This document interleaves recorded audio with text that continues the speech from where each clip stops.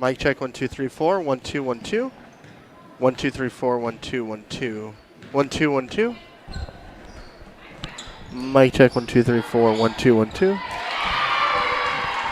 1 2 1 2.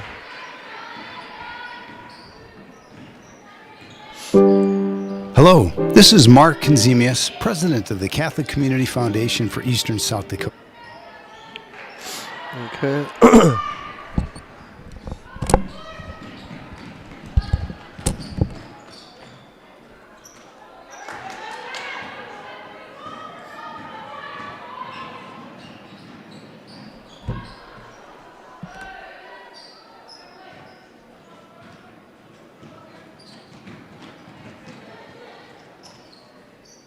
Mic check 1 2 3 4 1 2 1 2 1 2 1 2.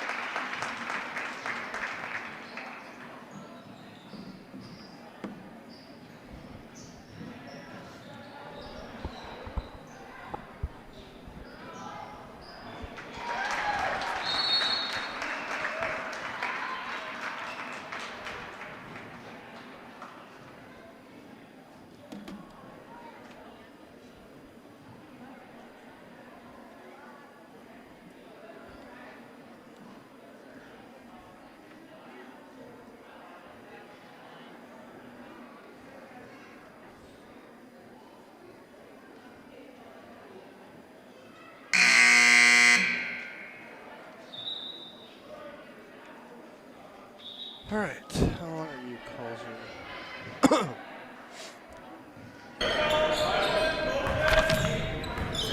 3, 2, 1. Welcome back to tonight's Game Day Show, brought to you by Guarantee Roofing and Sheet Metal. I'm now joined by Roosevelt coach Mitch Begeman.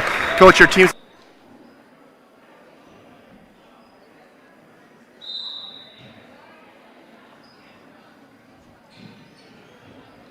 I'm trying to get over to Lincoln, plus do all my work stuff. It was just like, I could have done it, but it's been a nightmare. Well, this always works good for me too, but just can't edit, obviously. Yeah, I might be able to though. Okay. Because I should, depending on how quick I can get stuff set up, I can have time to edit it. So Okay. we'll see. Yeah.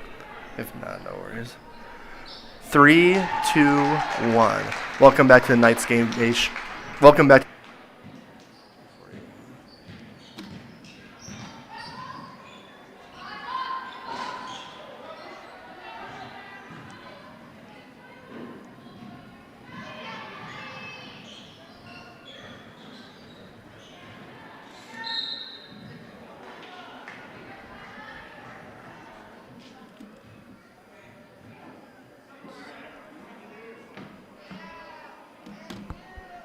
Something that happened in the boys' game and Colger didn't tell me what it is. They said it's pretty cool.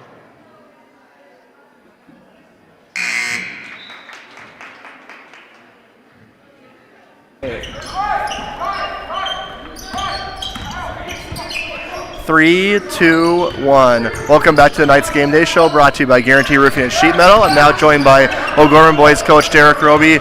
Coach, we had a big win last night over Sioux Falls Lincoln, 56-45. This was a game that was back and forth in the first half, and then toward the end of the third quarter, John Costello, first half.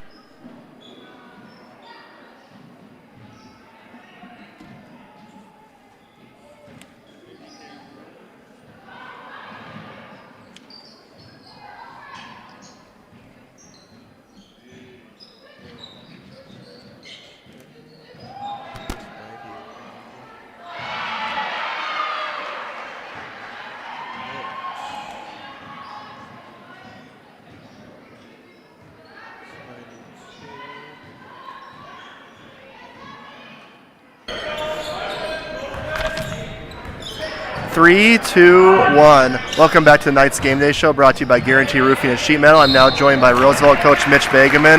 Roofing and Sheet Metal.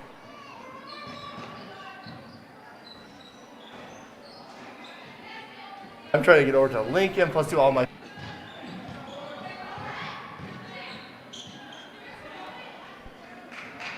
4, 5, 657, 701.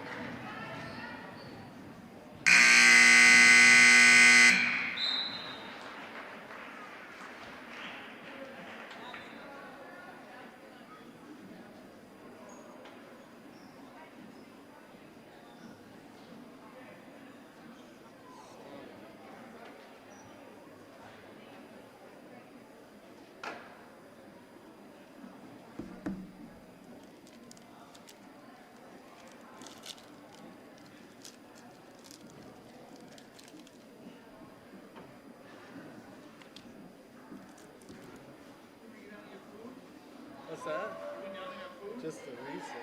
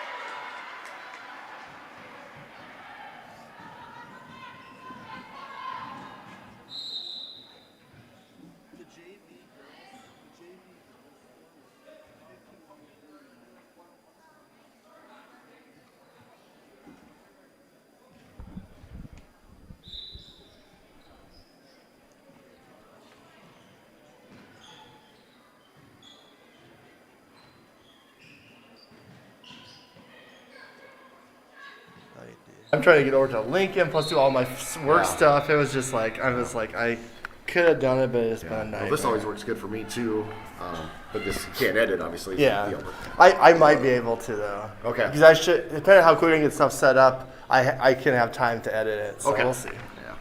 If not, no worries. 3, 2, 1. 3, 2, 1.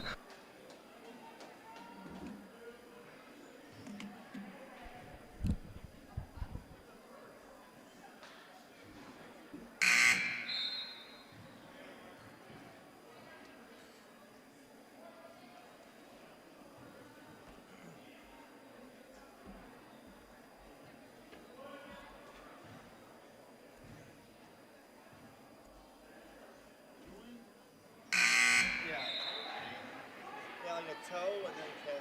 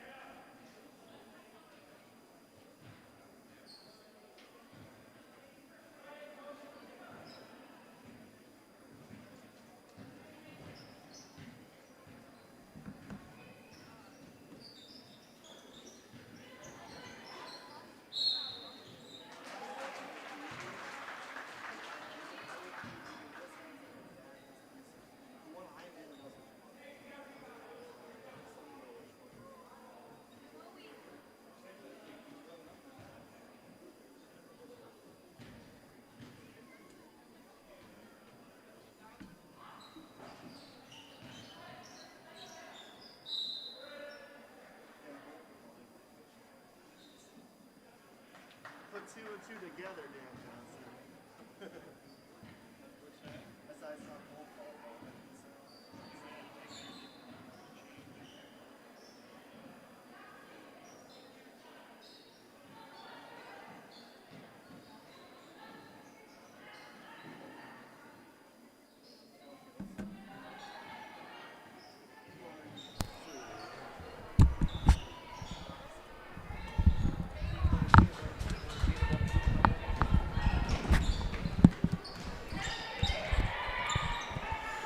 Okay. La la la la la There you la are. la la la la la la la.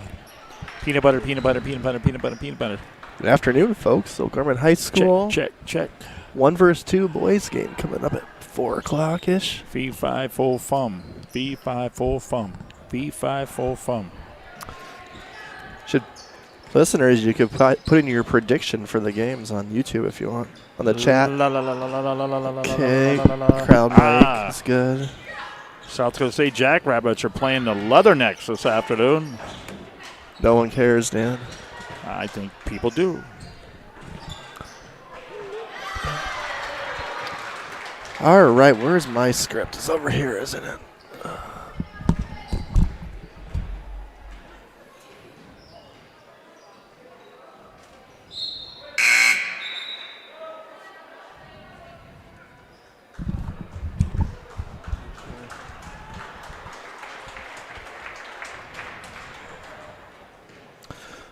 Dan, I'm just going to get us going. I'd rather do that than wait. Should rather be Okay, let's see. What do we got going? go than la la la la la la la la la la la la la la la la. Bum bum bum bum bum. Oh, Isaac's down there on the bench. Oh, there it is. Here he comes. Okay, so I got to stop. Walking down the street singing do-wah-diddy-diddy dum diddy do. She looked good. Ah, Meatloaf died yesterday. Wow. 2 out of 3 ain't bad. And my buddy Louis Anderson, you know when he was on first time on Johnny Carson, he said he was 20% Norwegian, 80% butter. It was one of his jokes. Oh, beautiful. God bless them both. You're listening to a special presentation from the Real Presence Radio Network.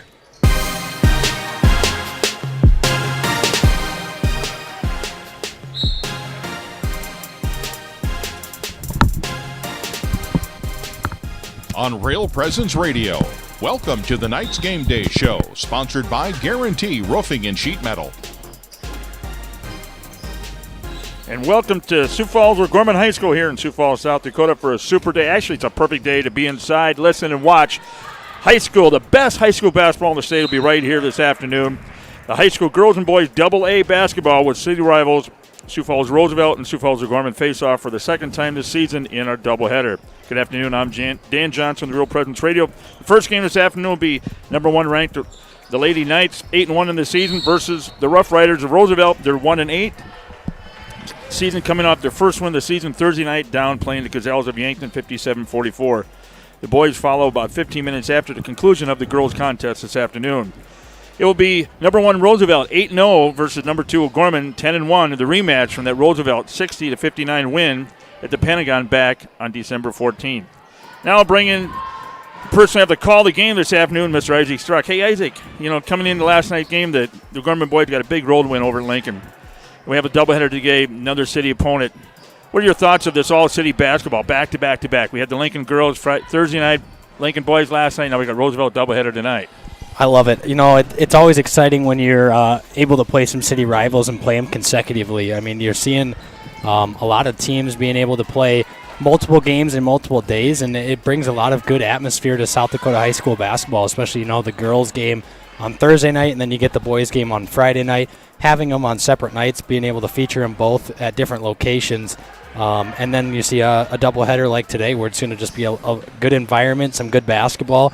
and a lot of opportunities to showcase some skills. Okay, my first question, does this bring out the best in the guys and gals when you got that intensity and momentum going right now? Do you want to play even harder and better? Absolutely. You're going to have a lot of players on the floor just trying to bring that extra edge of energy, especially when you're in a doubleheader environment. You're going to have a bigger crowd. You're going to have more expectations on you, and a lot of people are coming to watch. Sometimes it's, it might be someone's first game watching a girls' game or a boys' game of the year if they've been watching the other and playing at different locations.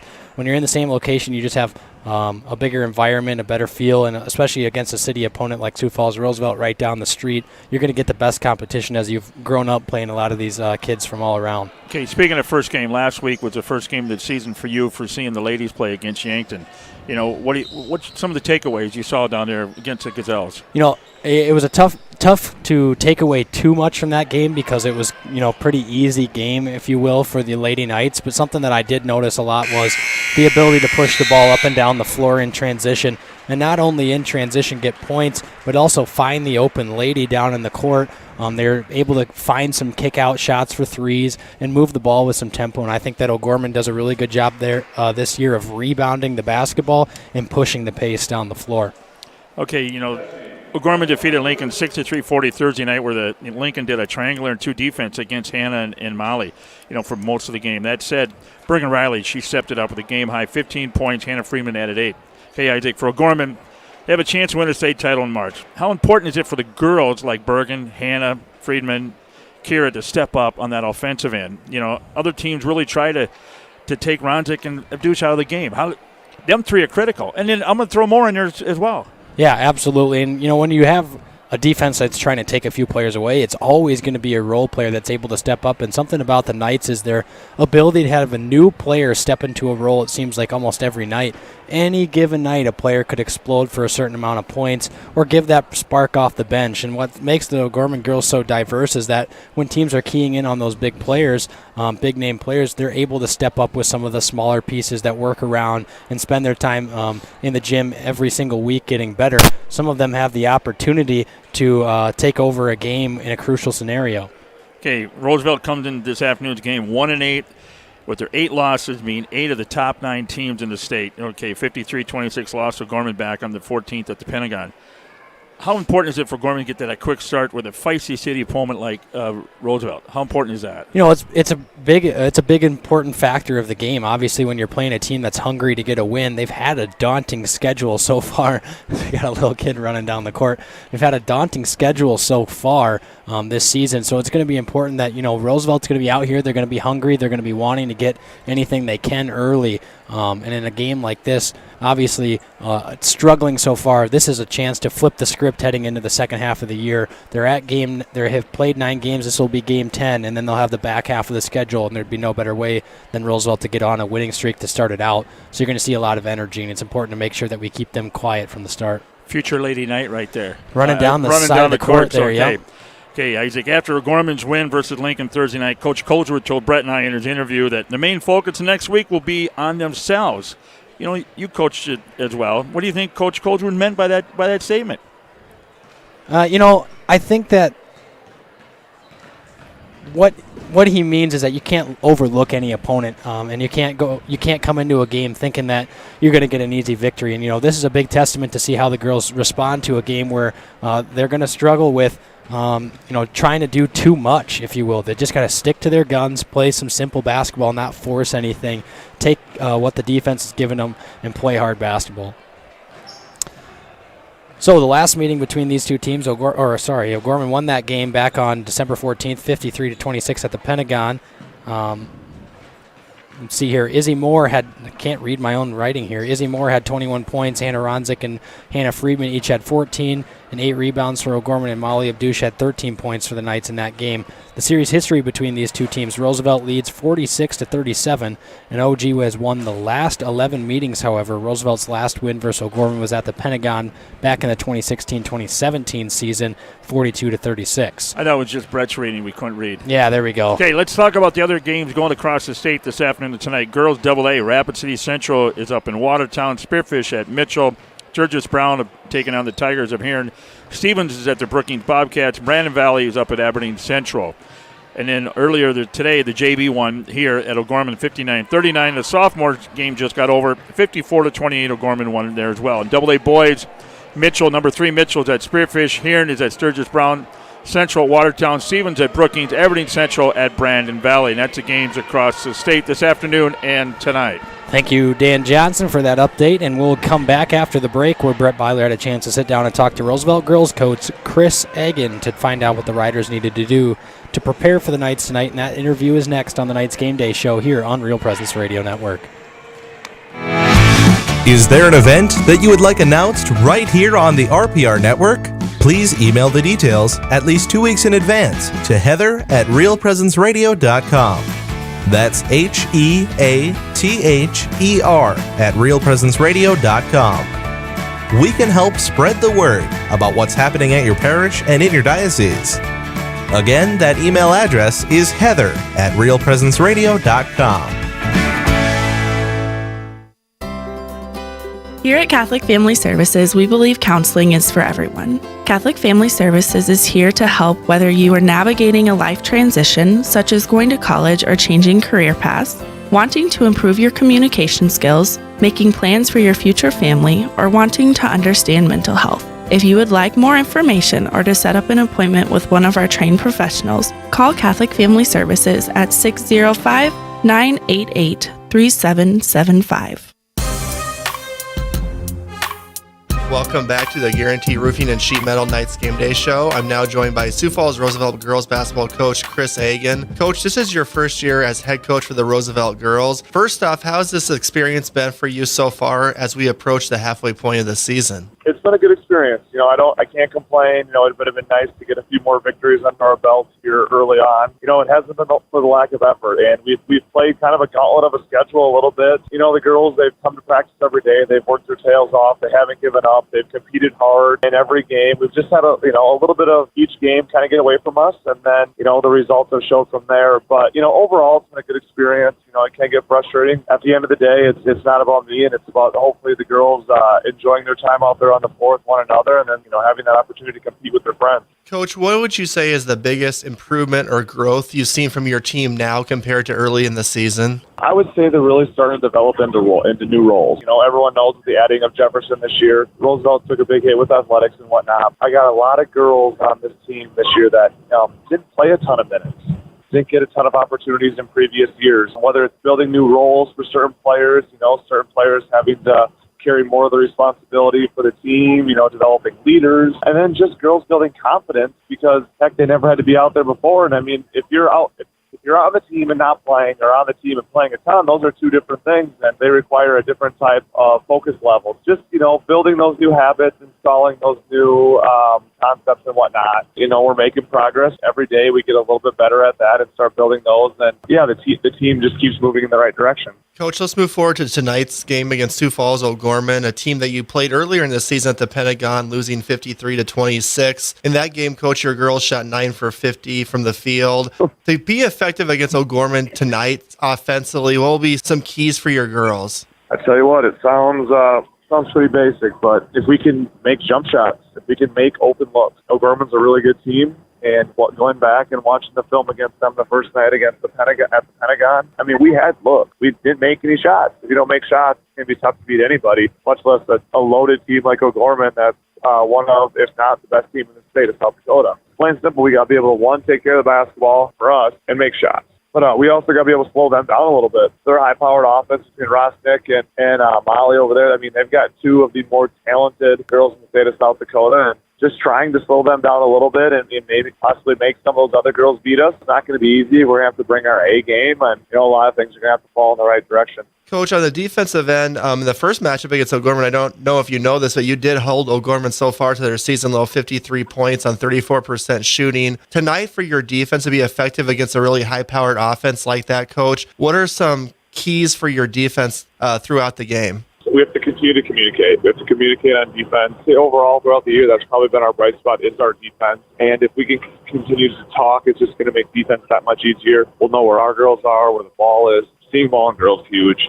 Not turning your back to the basketball and allowing those open lanes and not being able to help. So we can continue to play good defense, communicate out there, and then we just got to finish with the box out. We got to finish every possession with the box out and just limit their opportunities, because I don't care who you're playing, much less a great team like O'Gorman. If you give them a second shot, they're probably going to put it in. And finally, Coach, how important against a team like O'Gorman who loves to get out and run and play with pace for your girls to get back in transition today? Oh my gosh, it's huge. Those are the easy ones that everyone tries to get out there in transition. And if we can slow that down and guard them in the half court and make them run a half court offense and earn their points in the half court, it's going to make their life a little bit more difficult. Thank you so much, Coach, for your time, and good luck tonight against Sioux Falls O'Gorman.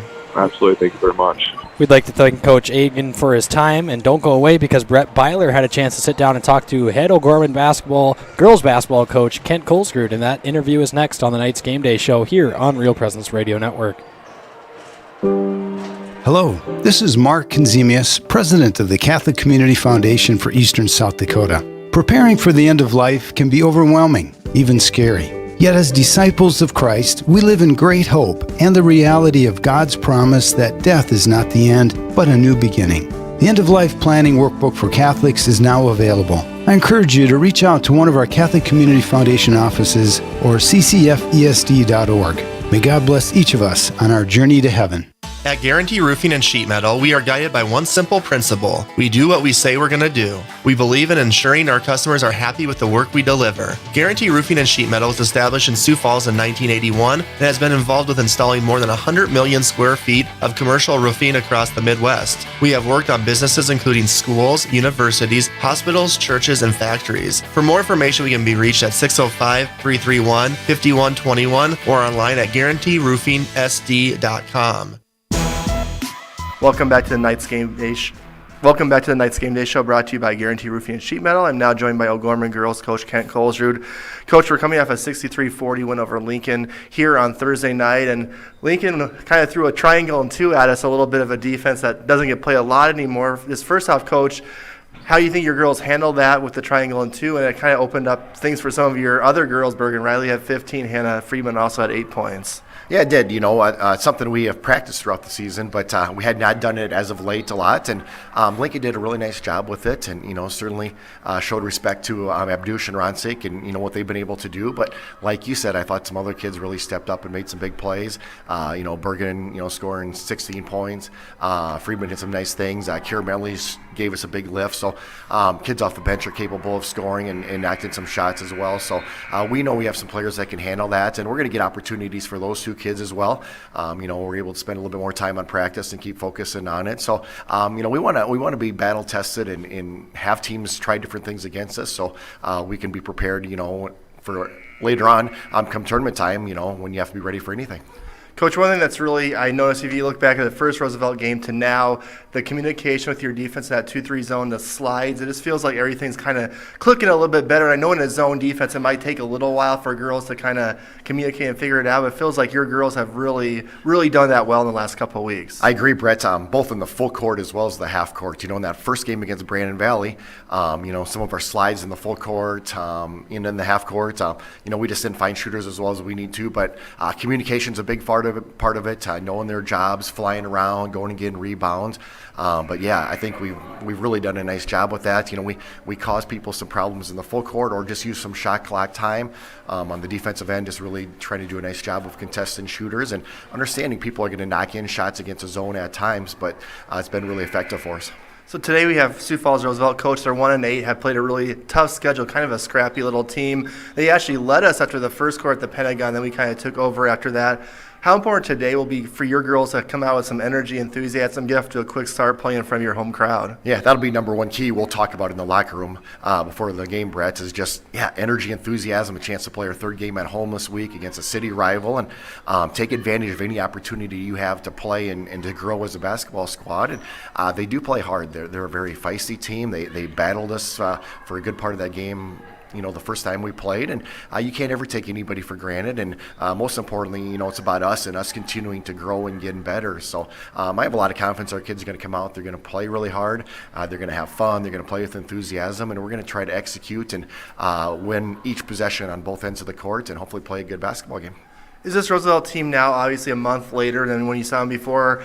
do they look a little bit different? Do they do some different things than we saw in the second game of the year, Coach? And do you expect to see a lot of different defensive looks from them tonight? Scheme-wise, I don't think that they're doing a lot different. So, you never know. At this point in the season, you got to be prepared for anything. But they've grown as we have. They're executing better on both ends of the court. They have two really good guards, Martinez and Spicer, that are capable of shooting it, putting it on the floor, and the other kids, with their given role too, do a really nice job and defend really well. They switch on screens a lot, which is disruptive. They fight for rebounds. So we just got to go out and we got to play night basketball, do the keys that we need to do to be successful. Thank you so much, Coach. Good luck today. Thank you, Brett. I'd like to thank Coach Coleswood for his time. Now, here's Isaac with the keys to victory for this afternoon. Well, first we got to control the paint and rebounding. O'Gorman will have a pretty good size and length advantage against Roosevelt. And the last time we played, we out-rebounded them 43-33 in the first meeting. We also got to play our pace of basketball. We want to try to get this thing up tempo, push the ball down the floor, and outrun some of these riders. Pressure Roosevelt's ball handlers and create some of the more turnovers using our press in the half court. Roosevelt had 16 turnovers the last meeting between them and the O'Gorman Knights. We also got to limit our turnovers. We had 14 turnovers in that game back on December 14th and make sure that we get out to a quick start tonight. We're playing an underdog at home, and you can't let them hang around in a game like this and let them sniff victory late in this ball game. Okay, the keys of victory to Sioux Falls O'Gorman Knights have been brought to you by Closets and More, a locally owned company providing custom-designed closets and storage solution. Closets and More can be reached by calling 605-334-5135, online at closetsandmoresd.com. Now time to pick the click. Isaac, who do you got? O'Gorman's going to think make a difference this afternoon. I'm going to take Molly Abdush tonight. I think that even though a star player that they're going to key on, I think that she's going to have a good game because she's going to be able to get up and down the floor in a little bit of fast break game. You might be able to see her knock down a couple of threes, but I think she's going to get a lot of open opportunities to drive to the basket in today's game. So I'm going to take Molly Abdush. I'm going to take number 24, Kier Metley, the 6-foot junior. I think inside they're going to be keying on Hannah and Molly and stuff, and that's going to open up Kier, and she's going to get some rebounds like she had the other night and just eat up the paint underneath. So that's my pick to click. Absolutely. And tonight's Sioux Falls O'Gorman Knights Game Day Show has been brought to you by Guarantee Roofing and Sheet Metal. Guarantee Roofing and Sheet Metal was established in Sioux Falls in 1981 and has been involved with installing more than 100 million square feet of commercial roofing across the Midwest. For more information, they can be reached at 605-331-5121 or online at guaranteeroofingsd.com. Coming up next, the Knights Tip-Off Show with a priest prayer, starting lineups, and more. All of that is next after the break. Need repairs on gas pumps, tanks, and air compressors? Sioux Equipment Company can help. They serve Sioux Falls and the surrounding areas. Sioux Equipment Company also offers services for lifts, signs, decals, and tank truck equipment. Sioux Equipment Company at 605-334-1653 is a supporter of O'Gorman Knights athletics and activities. J&J Caseworks and Closets and More is a proud sponsor of the O'Gorman Knights. Following the same rich, winning tradition, family, and Christian values, J&J Caseworks strives to create a work environment to call home. Family-owned and operated, J&J Caseworks has several full-time positions available. Our team members pursue career goals, learn new skills, and get the recognition they deserve. To set up an appointment, J&J Caseworks can be reached at 605-332-0805 or email jobs@jmjcaseworks.com. Go Knights!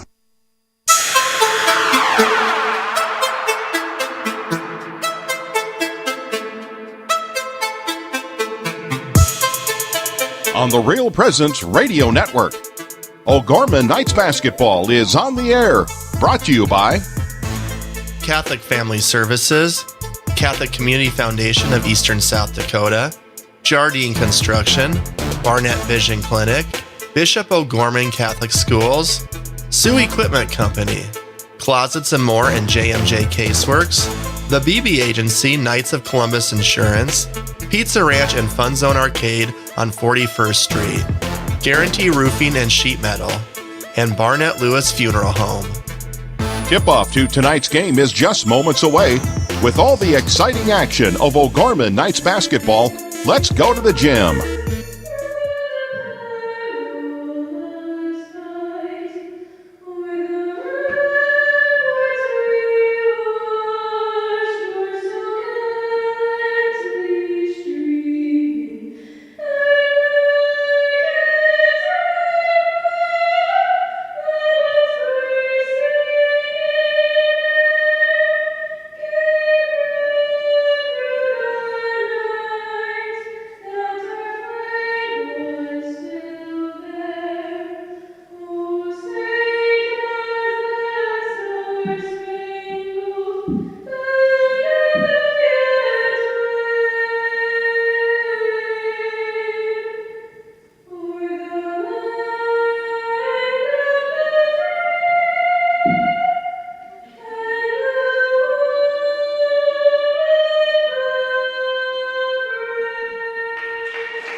Wow.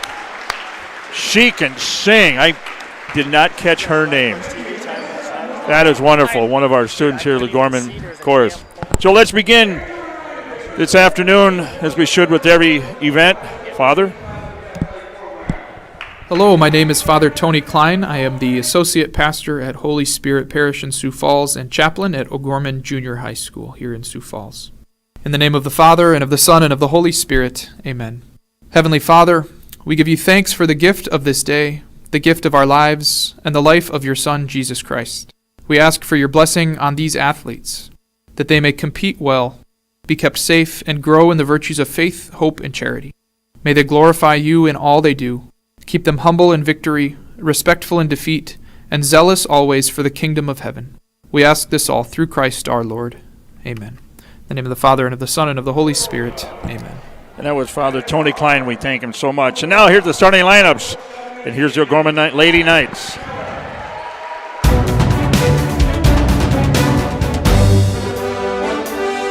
Molly Abduce, number 15, 5'7", sophomore guard.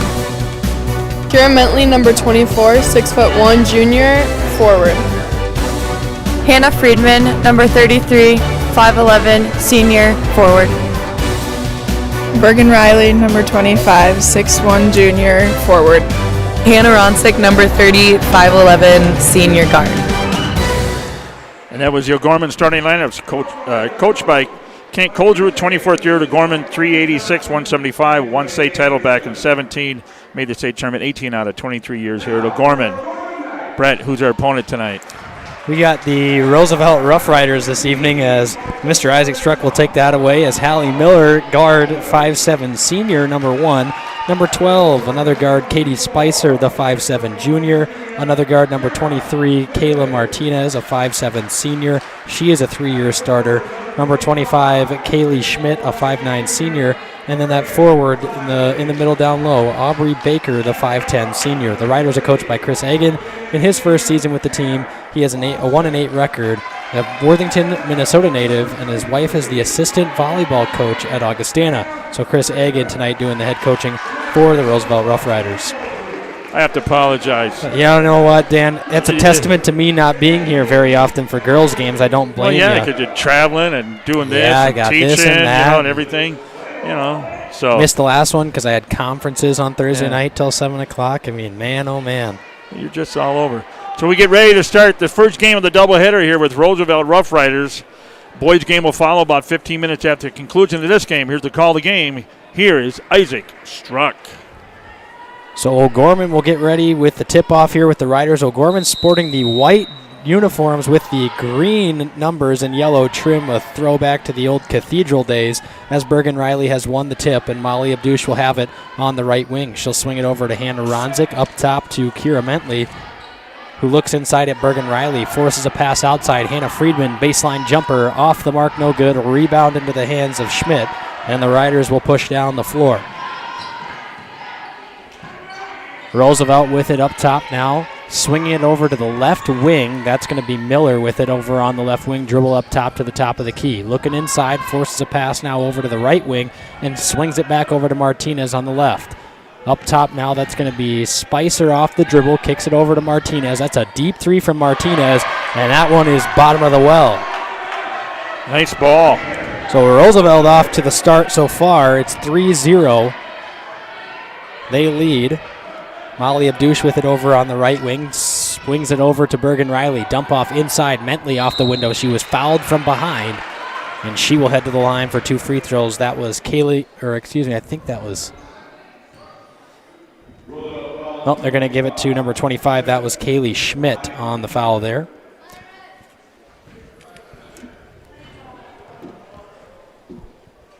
So Mentley to the free throw line. Her first free throw is up and good.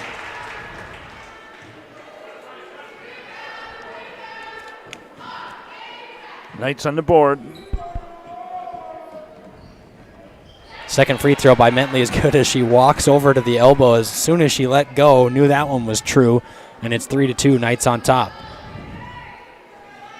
Martinez over to Schmidt, and then that one nearly poked away by Bergen Riley. It's going to land out of bounds, so it'll stay with the Riders. we started a couple minutes early. Yep. Classic Keeter time, but not as big of Keeter time as it's been in years past. So actually, they're going to say that it belongs to O'Gorman, so it must have hit a rider before it landed on the out-of-bounds line. Molly Abdouche, quick crossover dribble up top to Friedman, swings it over to Riley. Dump off inside to Mentley, up off the window. She was fouled, and she'll head back to the free throw line for another 2 free throws. And they're taking it inside. She taking that baseline to the basket. So she picks up 2 quick fouls. So Kira Mentley at the line. Her first free throw is no good. Mentley, a 70% free throw shooter on the season. Johnson just checked in, number 4 for the Rough Riders. And an offensive board after another missed free throw. And now Molly Abdouche, three-pointer from the corner, too strong, no good. Rebound into the hands of Miller. She'll push right down the floor. Turn around and have a pass off to Spicer, who looks inside. Now kicks it over to Miller in the left corner. She'll dribble out near the left wing. She's trapped by some heavy pressure from Hannah Ronzik, and now they'll have to dump it off inside. Stolen away by Kira Mentley, and the Knights force a turnover.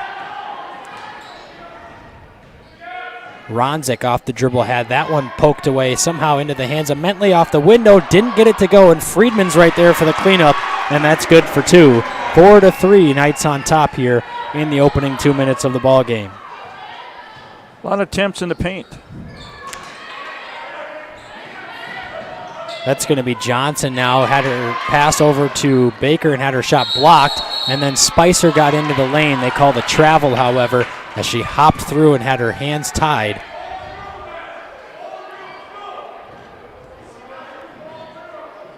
Brigham thought he was going to call a foul on her coming through. So it's going to be Abdouche with the ball across half court now. Picks up her dribble, has to fling a pass over to Mentley, who catches it over on the right wing. Up top to Hannah Friedman, who swings it over and had her pass stolen away by Spicer, and she'll dribble down the left wing.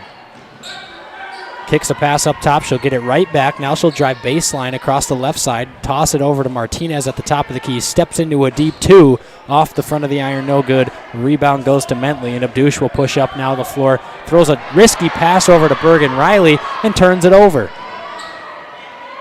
Roosevelt forcing a lot of turnovers in the early going here as they dump one off inside to Aubrey Baker, who's fouled by Freeman and will head to the line for 2 free throws. And if you're Coach Kent Kohlsrud, you've got to be pretty displeased with the offense so far. Two straight turnovers. Bad passing.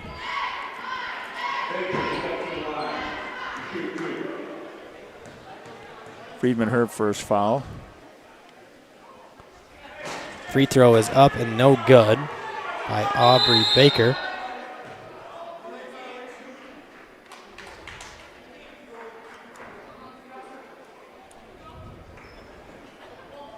So a lane violation was called on the Knights there, so they'll get the second free throw back as Baker's free throw this time rattles in.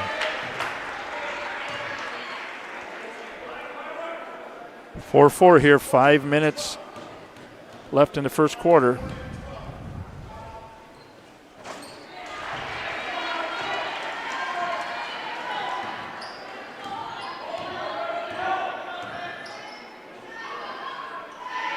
Ronzik with it, up top to Friedman. Swings it over to Bergen Riley. Up top to Abdouche. Standstill 3, top of the key. That one off the mark to the right, no good. Rebound into the hands of Johnson, and she'll bring it over to the center court and pass it off to Spicer. Spicer dumps one off inside to Baker. Turning around, doesn't have anything, kicks it back out to Spicer. Tough left-handed finish off the window is good. That was a nice shot by Spicer. Molly Abdouche, quick return fire shot is good. It's just a 2-pointer. The foot was on the line. Abdouche took that one the whole way and quickly put that one up. We're 4 minutes into action here. The Riders have an early 7-6 lead at O'Gorman High School in Game 1 of a 2-part doubleheader between the O'Gorman Knights and the Roosevelt Rough Riders. After a steal on the defensive end, Molly Abdouche will have it now at half court. Crossover dribble guarded closely by Miller. She'll hand it off to this time she'll decide not to hand it off to Friedman, and she'll give it up top to Mentley at the top of the key. Looking inside at Ronzik. Catch, turnover her right. Shot is no good. She caught it right around the middle of the paint, turned over her right shoulder, and shot up. Ended up getting fouled. She's going to go to the line here for 2. Lucy Moore's getting ready to check in for the Knights. Ronzik's first free throw is up and good. Hannah Ronzik, a 64% free throw shooter on the season. Hannah Friedman's going to take a breather. And the second free throw from Ronzik is good. So 2 for 2 at the line for Hannah Ronzik. Lucy Moore will come in as the sub for the O'Gorman Knights. Knights hounding the Riders in some backcourt pressure here. Nearly forced a turnover, and now they're going to call a double dribble on Taya Johnson. So a turnover there for the Rough Riders. Gorman ball at half court.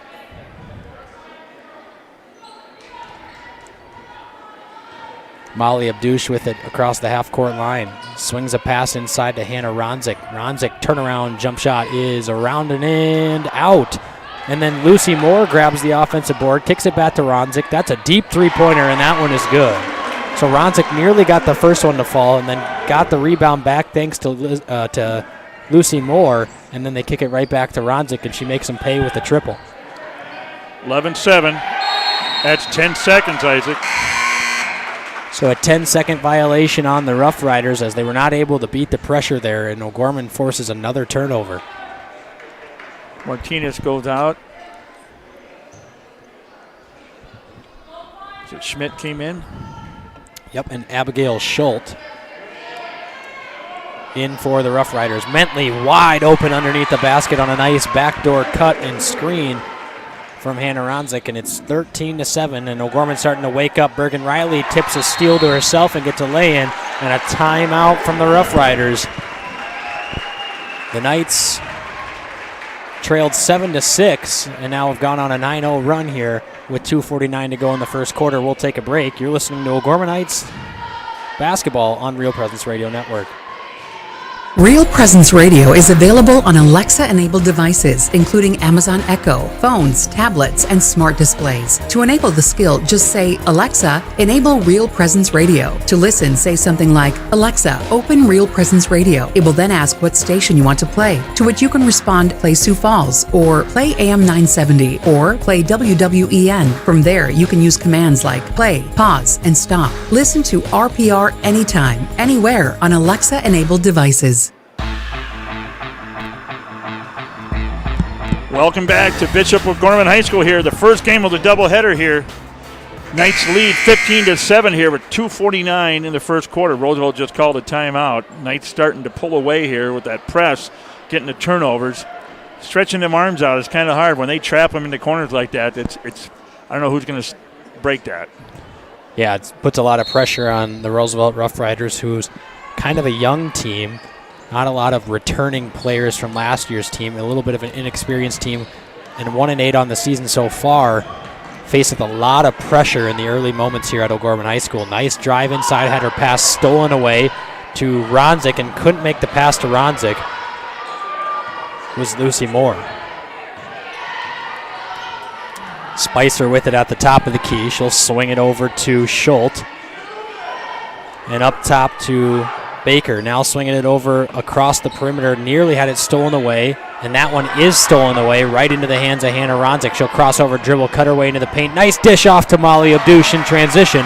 Off the window for 2, and the Knights continue to expand on their lead. Now a 10-point lead here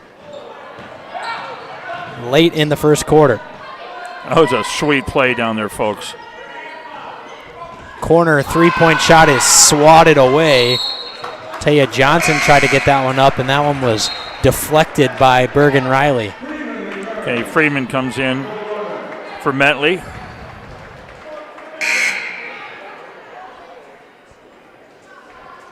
Ronzik, Riley, Moore, Abdouche. Friedman in for the Knights here. 150, 17-7 in the first. Abdush will walk it across the half-court line. Crossover dribble, step back. Now a step through to a nice cutting Bergen Riley off the window. And an and one opportunity as she gets the basket and the foul. And she'll head to the line. Bergen with 4 points, chance to make it 5. And the Knights continue to expand on this lead. It's now 13 in a row. I like how they're attacking the basket.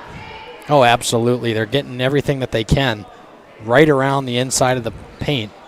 That free throw no good, and Ronzik goes from the left side of the block all the way over and catches it on the right baseline near the out-of-bounds line, and the Knights get another possession on the offensive end. Molly Abdush behind the back dribble. Swings a pass over to Hannah Ronzik, looking inside at Bergen Riley. Spinning move, turn over her right shoulder, and she was fouled on the shot attempt, so she'll head back to the line for another chance at free throws. And Baker with her first. So Bergen Riley, a 48% free throw shooter, on the season. Step up to the line and knock down the first.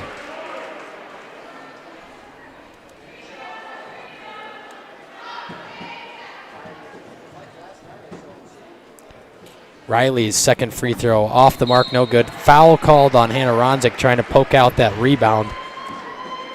So 1 for 3 in the last 2 possessions for Bergen Riley at the free throw line, but the Knights continue to expand on their lead. That's a 14-0 run and counting with a minute to go here in the first quarter. Bergen's going to take a breather. Martinez swings it over to Schultz. She'll bring it across half court now into the hands of Johnson. Up top to Schultz. Schultz with a hefty knee brace on the right knee. She has it on the right wing. Picks up her dribble, tosses it inside to Baker. Step through move with the left hand. Off the mark, no good. Rebound bounced around into the hands of Molly Abdush. Up the court to Hannah Ronzik in transition. Hannah step through, hits the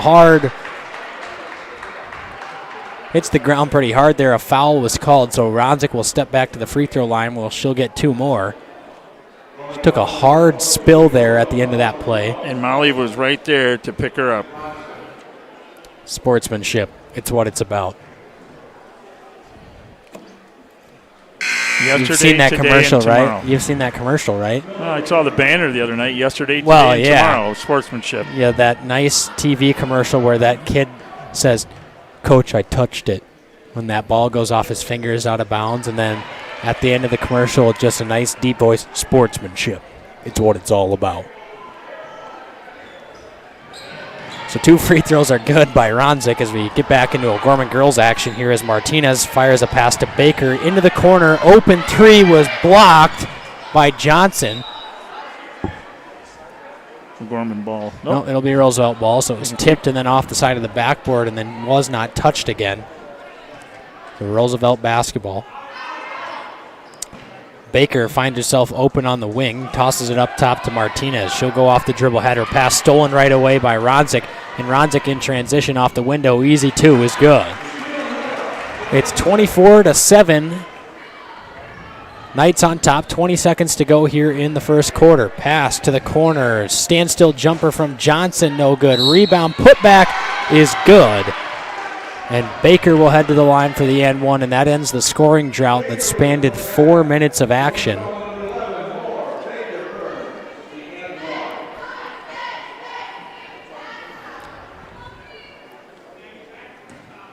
And you got Lucy Moore for that foul. That free throw off the mark, no good. Ronzik rebounded it now to Mentley and gets it right back. 10 seconds on the clock here in the first quarter. Ronzik with it at the top of the key. Down to 7 on the clock. 6, 5, 4. Crossover 3-point shot by Ronzik. Off the mark, no good. Rebound Lucy Moore. She's just going to have to fling it and passes it over to Abdush instead, who launches one off the top of the backboard as the clock expires, and that'll do it for the first quarter. Here from O'Gorman High School, the Knights on top of the Riders, 24-9 in the opening quarter. We'll be back for more after the break on Real Presence Radio Network. Jardine Construction is a general contractor of custom homes, remodeling, and commercial construction. Jardine Construction works in close cooperation with project owners and customers when developing a plan for a building or home. Jardine Construction has lots available in Sioux Falls, Hartford, and Humboldt. Mark can be reached at 605-951-1803 and Tom at 605-261-6174.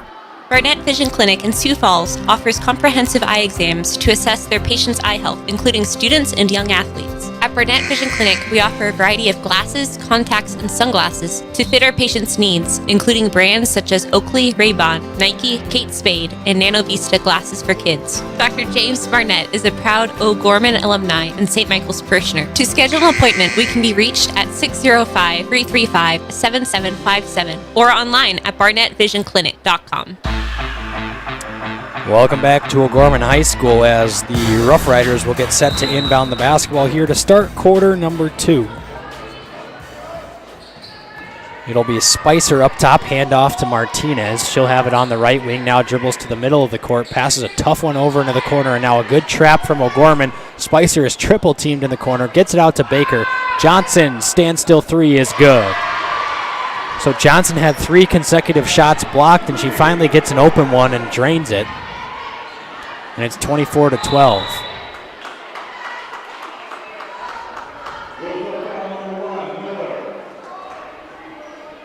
And they call the foul on Miller there, who was guarding Abdush a little too closely with a little too much hand action.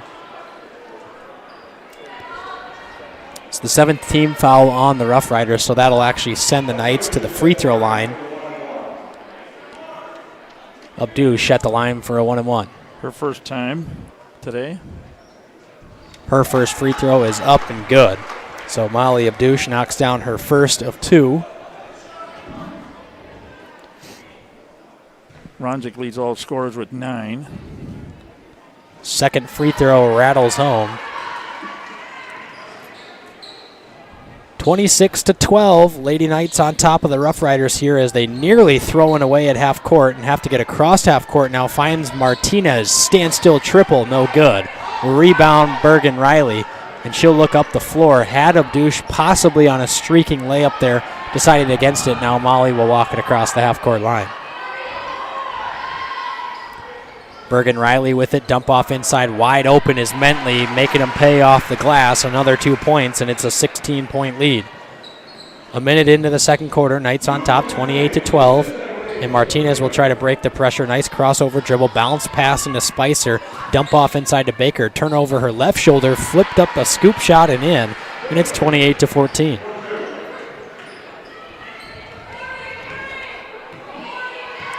Hannah Ronzik off the dribble, hands it off to Molly Abdush. Near the half-court line, setting up an offensive set. Swings it over to Bergen Riley on the right wing. Some backdoor screening going on, and they'll free up Mentley, and then an in-errant pass from Hannah Friedman to Kira Mentley travels out of bounds, and that'll be a turnover on the Lady Knights. They set that one up nice, but it just wasn't there. Famous O'Gorman alum in attendance here, Luke Ronzik, sibling of Hannah Ronzik in the crowd, sitting with the parents, watching some Lady Knights basketball on a Saturday afternoon. As that pass is launched into the next row, looked like a touchdown for a minute, and ended up sailing out of bounds. How's Mount Marty this year? I have not been keeping a lot of track on Mount Marty this year. Maybe the producer, look up what Mount Marty's doing. Abdush, lot of contact driving into the paint, could not get it to go, and then just wrestles her way in there and picks up a cheap foul. Now complains to the ref.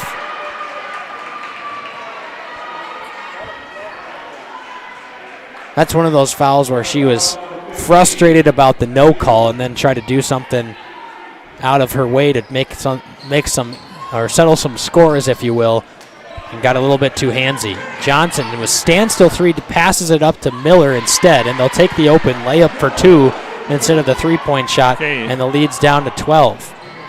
Karsten Schlimgin into the game now with the ball on the right wing, up top to Mentley. She'll drive baseline, got her shot partially blocked, go up off the window, tough finish inside, couldn't get it to fall, and a rebound into the hand of Martinez, and she's fouled by Schlimgin. Well, Roosevelt came right back into this. Did your phone just take a picture in your pocket? No, I got a text. Oh, you have that? You have the flash feature on your text message? Well, when you have hearing aids and you don't hear your phone, yes. All right. for us hearing impaired people. For you 75-year-olds out there. You wait. Corner three from Johnson is good. Her second triple of the quarter, and the lead is back down to single digits. Abdush off the dribble. Thought about a pass, swings it over to Mentley instead.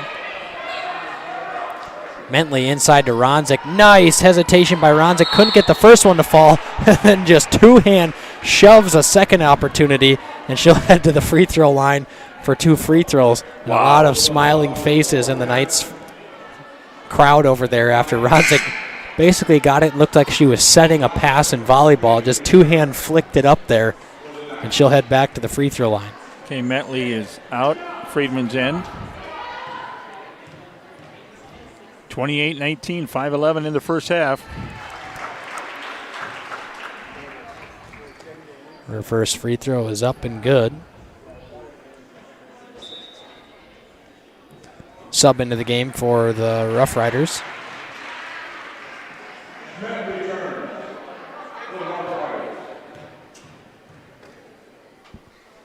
Second free throw by Ronzik is good as well. So Ronzik with 11 points to lead all scorers so far in the first half. Knights lead 30-19, back up to double digits with an 11-point lead. 5 minutes to go here in the second quarter. Over half of Hannah's points have come from the charity stripe so far tonight. Friedman's going to get called with a foul inside the paint there. That'll be the 6th team foul charged to the Lady Knights. Second for Hannah. And Lucy Moore will check back in for Karsten Schlimgen.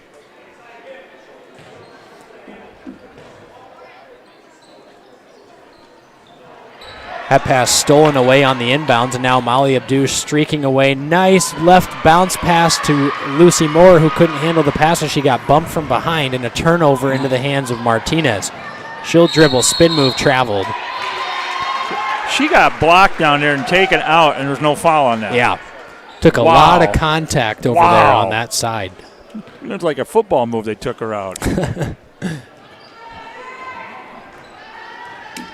the girls basketball final, Rapid City Central 43, Watertown 24 in girls basketball this afternoon. So. Nice high-low pass inside to Bergen Riley. Couldn't get the shot to fall as it was partially blocked. And now Miller, inside pass blocked out of bounds by Bergen Riley. Something that Roosevelt's got to get a little bit better at is taking care of their passes. A lot of quick passes right now where it's just kind of catching without even looking, passing over to the next, not necessarily aware of the defender in space, and a lot of deflected passes so far for the Lady Knights.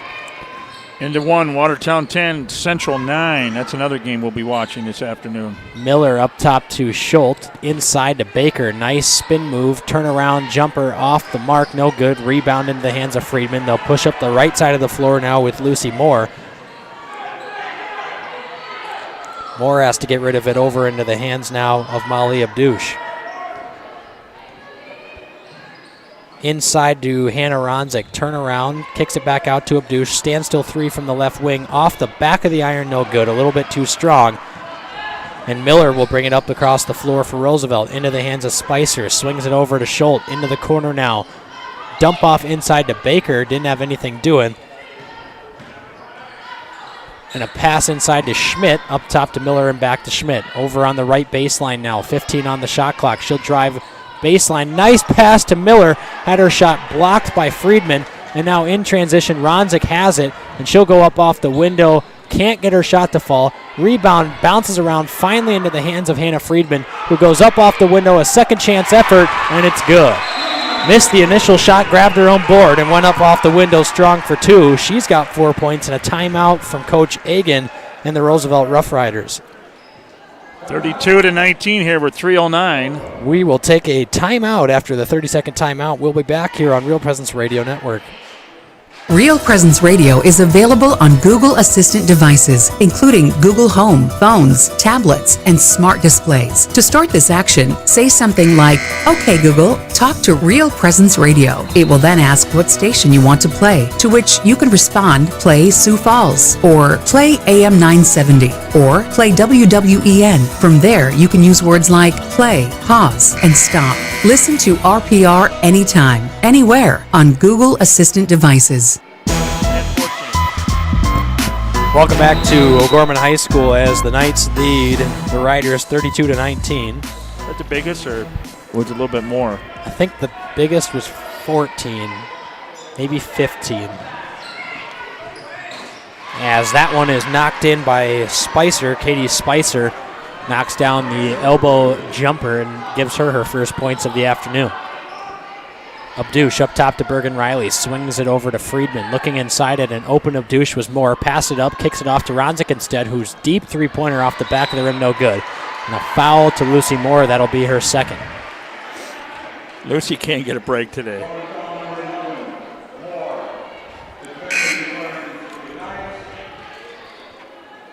Lucy's going to head to the bench, get a breather. Starting five back in for the Knights here, 2:40, 32-21. Roosevelt's up the line. 1-and-1 opportunity here for Schultz. Her free throw is going to be strong, no good. Hit off the back of the iron, then lipped off the front and rolled out. 2:35 to go here in the second quarter. 11-point lead. Knights have the possession. Friedman swings it over to Ronzik. Looking inside at a high-low pass to Mentley. Nice grab off the window. Couldn't get it to fall the first time. Second chance effort. Fouled, and she'll head back to the free throw line for her third trip of the afternoon. She get poked in the eye? Might have. Schultz? Looks like. I think it looks like something. This would be Kira's third time to the line today.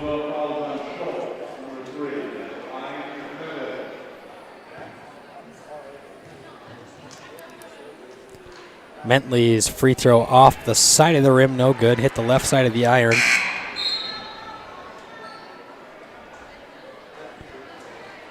Sub into the game now for the O'Gorman Knights. That's number 20, Claire Benson.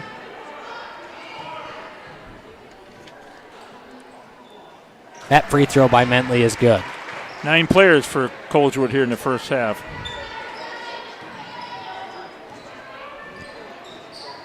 Some trouble on the sideline for Hallie Miller, who then has her dribble knocked out of bounds by the Knights. Boy, Molly's right in there, isn't she?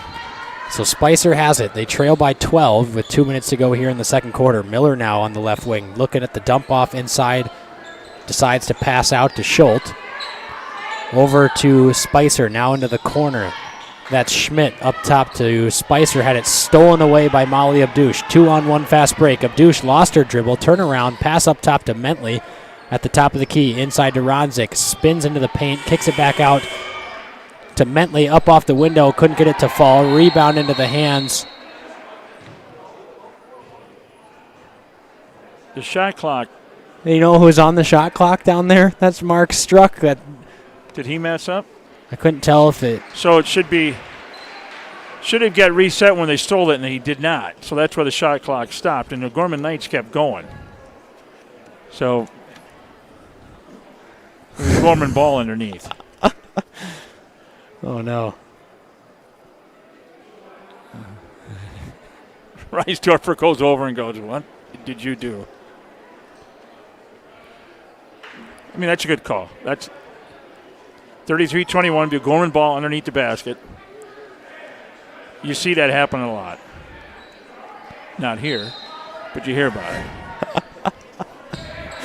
Mentley looking inside, high-low pass to Ronzik. Off her fingertips, then had to save it and ended up traveling on the save attempt. So another turnover.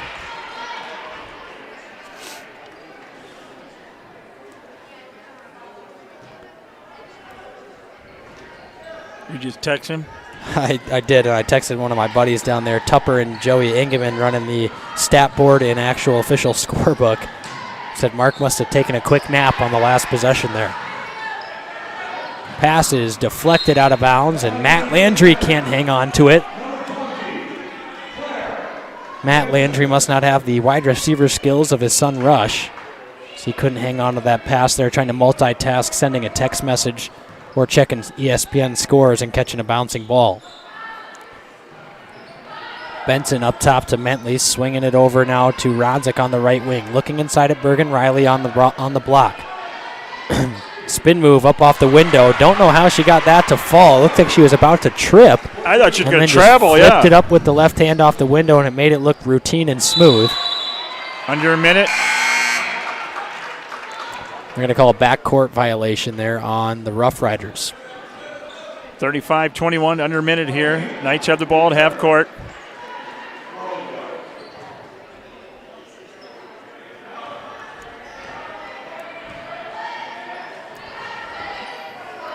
Pass inside to Mentley off the window, good for 2. She's now got 9.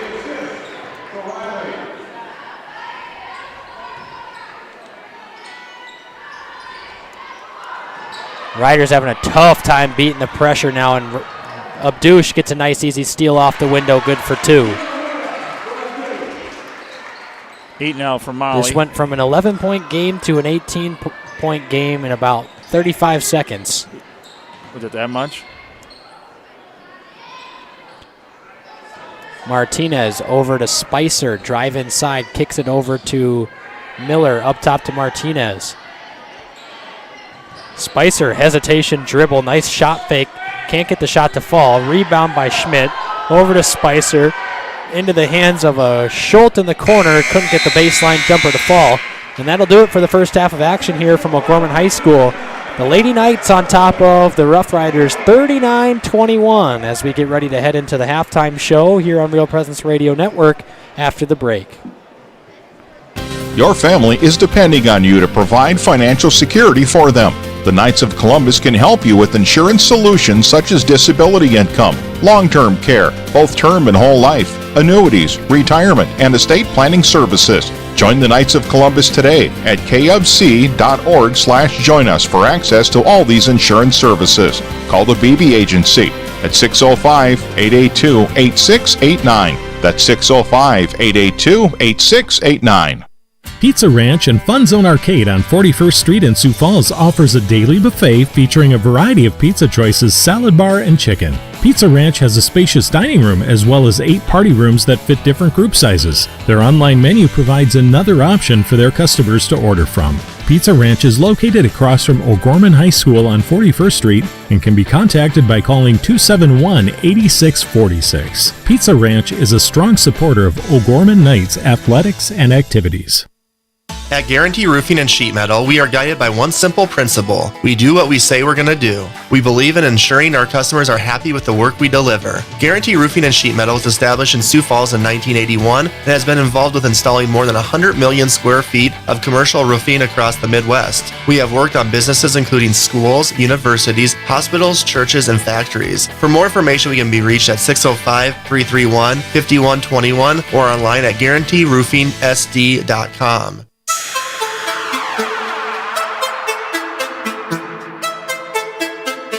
From the Real Presence Radio Network, welcome to the O'Gorman Knights Halftime Show. Brought to you by your Knights of Columbus field agents for the Sioux Falls area, Jeff Gillen and Phil Carlson. Okay, welcome back here to O'Gorman High School. It's halftime of the girls' game. Knights on top 39-21. I tell you what, Knights kind of started off slow that first 30 seconds, minute, and all of a sudden we took off and we off to the races. Kind of got 14, 15-point lead. All of a sudden, Roosevelt came back and got within, 9? Yep, it was – the game started off and it was 7-4. Roosevelt was on top, and then it was 7-6. And then the Knights went on an 18-0 run before Roosevelt scored the last bucket of the first quarter. And then Roosevelt started to chip away there in the second quarter and had it down to 9 and had the possession of the basketball. And then a couple of turnovers, and the Knights started getting some transition buckets on the other end. And now we have an 18-point lead heading into the half.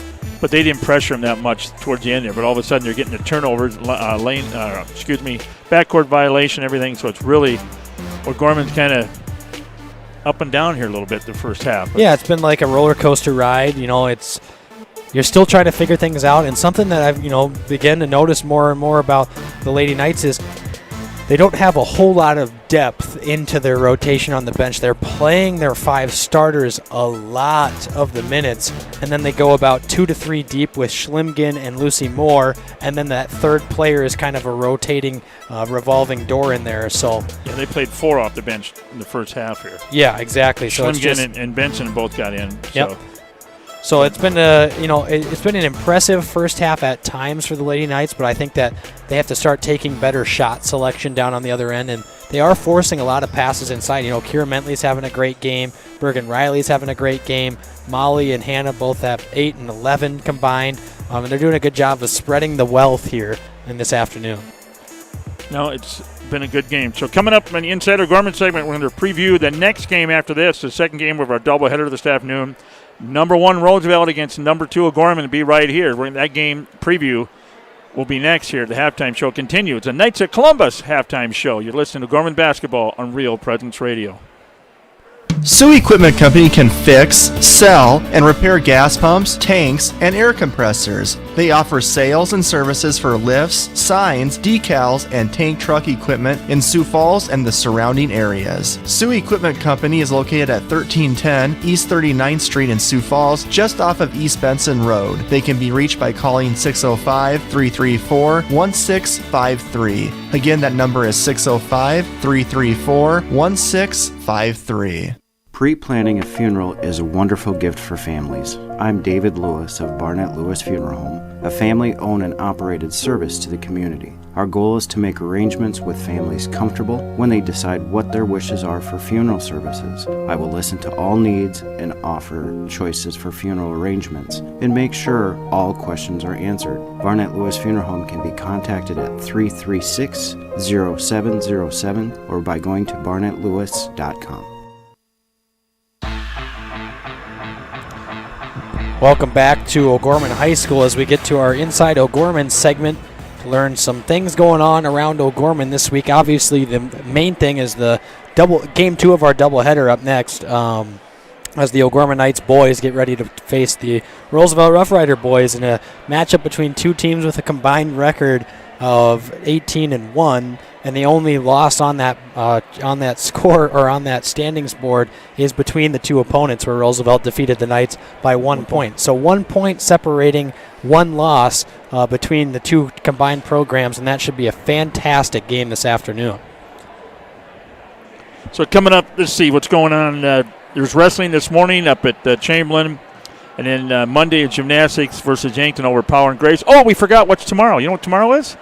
Blue Eyes' birthday. Oh, man. It's Brett's birthday, folks. So, Brett, I'm going to get you. You got me for my birthday. And what was that? Nothing. So, you know, at my age, you kind of forget about that stuff because, I'm counting down. You know, you're going up. I'm on the backside. I'm going down. So it's really, I don't even kind of have birthdays much anymore because I don't want them. But, no, happy birthday tomorrow, Brett. Sincere, and hopefully. What are you, Brett? 53? He's 32, 33, right? 33. He's still. Well, you're the young buck. Well, yeah. So anyway, that's Sunday, folks. So, go on YouTube, wish Brett a happy birthday and everything, and maybe we'll live stream his birthday. We'll just follow him around the house on his birthday, see what he's doing. Okay, that's tomorrow. Monday gymnastics. Tuesday we'll be back here with T Area at 7:00, where we have broadcasting YouTube and the radio there. Friday's debate down in Yankton. The girls basketball travels to Pier Lake, play the Lady Governors, and the boys come here. We'll have that broadcast at 7:00, 6:30 Keeter time, give or take. So the next Saturday debate down in Yankton, Earl Turp goes to Marshall Show Choir. I have got yet to see one of them yet. That's a great. Short Choir's over at Roosevelt. Wrestling's up in Aberdeen, and gymnastics is over at Sioux Falls and Lincoln. So that's what's going on across O'Gorman this week. And Inside O'Gorman has been brought to you by Bishop O'Gorman Catholic Schools. Our 6 elementary schools, junior high and high school, exemplify gospel values, strong student achievement, and community service. Our schools strive to have excellence where it counts in faith, academics, and in our community, and in the opportunities offered to our students. Visit ognights.org to schedule a tour. After the break, we'll get back with a quick scoreboard update and then preview the second half and get underway with some O'Gorman Lady Knights basketball here at O'Gorman High School. All that next after the break on Real Presence Radio Network. Real Presence Radio will be broadcasting an estimated 42 Sioux Falls O'Gorman girls and boys basketball games from the middle of December 2021 to the middle of March 2022. Tune into the RPR network on 94.5 FM Sioux Falls, 91.3 FM Hartford, online at realpresenceradio.com, on our free mobile app, and on YouTube at Real Presence Radio Sioux Falls. If your business would like to sponsor our O'Gorman basketball broadcast, contact me, Brett Byler, at 605-670-8333. Upon graduation from O'Gorman High School, you will receive far more than a diploma. You get the values of a Catholic education, the support and reach of thousands of alum from across the country, the knowledge that you can become who you were meant to be, and our community will be right there by your side. You belong in blue. O'Gorman High School. Hey, games going on across the state this afternoon. We have a final already in AA Girls. Number 5, Rapid City Central, which we'll see them 2 weeks from today out in Rapid. They played up in Watertown Narrows. They won 43-24. Other games in progress across. Here we go. Here in the Sturgis Brown final, 53-46. Mitchell, 48-40 over Spearfish. Stevens Brookings, 38-10 end of the first half. In Aberdeen, Brandon Valley, it's a later game tonight. And so the JV girls won 59-39 here. The sophomore girls won 54-28, and I'm not sure about the freshman A. And then in boys, into the first half, Herons on top of Sturgis Brown, 22-14. Number 3, Mitchell, 35-29 in the first half. In Spearfish, Watertown Central, 20-17.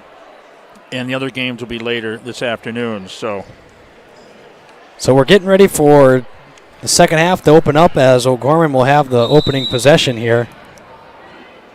And tonight's halftime show is sponsored by the BB Agency, Knights of Columbus Insurance for South Dakota. We thank BB Agency. You can call them at 605-882-8689. Connect a field agent near you. Knights of Columbus Insurance. Bucket underneath the basket there for O'Gorman. That was Bergen Riley off the window for 2. She's got 9 points. 1 away from double figures for Riley. Miller in transition off the shot was partially blocked, and then Mentley hits the deck hard. They're going to call foul on Kaylee Schmidt. And on that scoring, Molly went off the board, and Bergen got the rebound. So the Knights will have possession here. Molly Abdouche will walk it across half court where she'll be weighted on by Miller. Swings it over to Friedman. Looking inside at Riley. Decides to pass it over across court. Had it tipped away, but then Ronzik saves it before it went out of bounds. So Ronzik off the dribble near the top of the key. Crossover dribble. Swings it to Friedman. Looking inside at Riley. Nice catch inside. Turn over the right shoulder. Flips it off the window. Shot rolls around off the rim. No good. And then was deflected out of bounds by Hannah Friedman. And it'll be Roosevelt basketball. Roosevelt will inbound the ball to Spicer. She'll look over the middle, now crosses it back over to number 43. That's Brooklyn Cole into the game for the Rough Riders for the first time this afternoon. Ooh, they were second off. Just about had backcourt violation. Miller over to Spicer on the right wing. Swings it over to Miller, and now into the corner with Cole. She'll force a tough pass over to Hannah Ronzik that got stolen away. Ronzik off the dribble, swings it inside, up off the glass. Tough finish by Hannah Ronzik is good for 2. 13 for her. She leads all scorers. Pass inside to Miller. Stop and pop Jay. No good. A rebound to Bergen Riley. Another board for Bergen.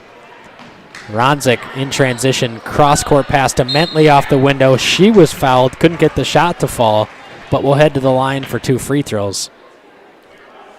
Be the 4th time of the line for Mentley this afternoon. I'm just noticing now, 3 of the girls, Molly, Mentley, and Hannah have green headbands on, but it's not a headband, it's the pre-wrap athletic tape from the training room in the color of green. At least that's what it looks like. To match the green and white uniforms. Small details that you pick up on after the Knights lead by 23 in the third quarter. So Martinez with it, dribbles now, hands it off to Spicer. Crossover dribble awaited by 2 Knights defenders and kicks it off to Martinez. She'll have it on the left wing, looks over to the right side now. That's Cole in the right wing. She'll fling it back up top to Martinez. She'll dribble near the right side of the wing, hand it off to Cole, who will dribble now and kick it to the corner with Spicer. Had it stolen away by Bergen Riley. That's the second turnover for Cole. Transition layup by Molly. She missed it, got her own board. Turnaround was fouled possibly, and now they're going to call a foul underneath, and Hannah Friedman will head to the line for 2 free throws. As Molly, it looked like she should have just gone with the normal left foot, right hand layup, right foot attached at the string like a puppet, and just lay it nice and in. But she tried to jump stop and maybe got off balance a little bit, left it a little bit short, grabbed her own rebound, tried to put it up right away. Hannah Friedman now with 5. Her first basket's good. Friedman bounces the ball twice, spin into the hand, second free throw up and good. Friedman now up to 6 points on the night, so all starters for the Lady Knights have scored. Pass stolen away. Actually, the dribble was taken out of the hands. Abdush, quick pull up 2 around the rim and out, no good. Rebound goes to Mentley. She's up off the window, and she's got double figures. She has 12 now. And another offensive board by Mentley. And Dan Johnson, smiling that cheesy smirk as his pick to click, has got 12 points. Just see it the way I call it, the way I see it. Spicer inside to Baker. Tough finish, no good. A foul is going to be called. That might go to Riley.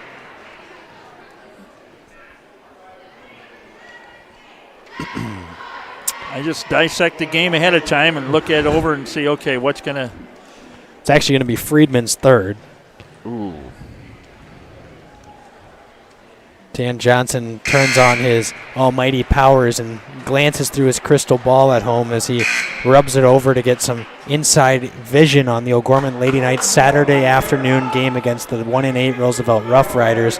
That's how he spends his free time. Actually, I roll the dice. Oh, okay. There you go. One dice, 1 through. If it lands on 6, I got to roll again. It's a loaded dice. It'll never land on that. He takes it to the casino with him and switches it out with other dice, and that's why Dan Johnson's nearly a millionaire. Yeah.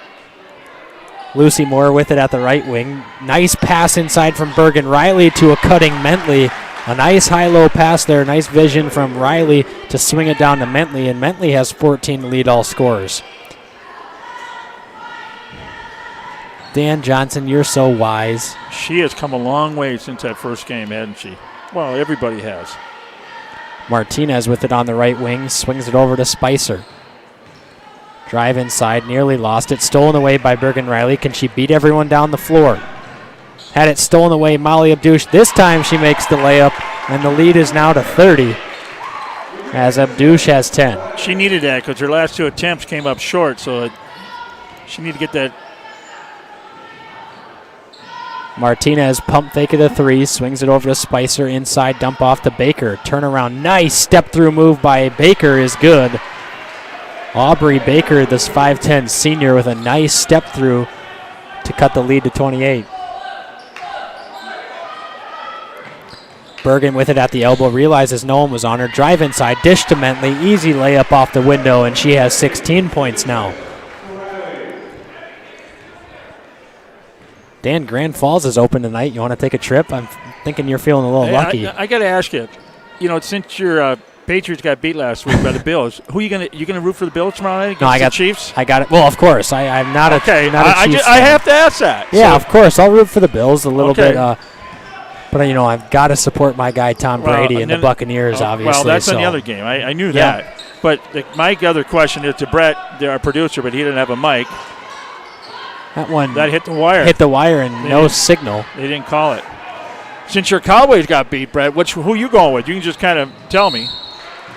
I mean, he your doesn't Cowboys even know. got. His face is beet red, ladies and gentlemen. He's so embarrassed by the Cowboys again. He was hoping on his birthday tomorrow that he would be rooting for the Cowboys to get into the NFC Championship, but no, he's going to be. As long as Mike McCarthy is at the helm there, they're not going to be wishing any divisional round playoff games anytime Rumor has soon. it he might be the new Vikings coach. Oh, my gosh.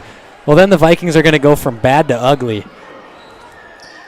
Oh, he's going with the Rams and Bills. Oh. I'm going with the Bengals this afternoon, folks. Got to go with Cincinnati. Here's how we see it. I think that the Bengals are going to keep that game really close. They'll probably even have a lead into the second half as Abdush. Nice pass. Off the mark, no good. Rebound by Hannah Friedman. It was Peyton Peterson that couldn't get the initial shot to fall. Here's what's going to happen. The Bengals are going to keep it really close. as Ronzik pull up 2, no good. Rebound inside, bounced around into the hands of Roosevelt. But I think that the Titans will pull it out late. Derrick Henry's not going to have like an explosive game like everyone is hoping that he will.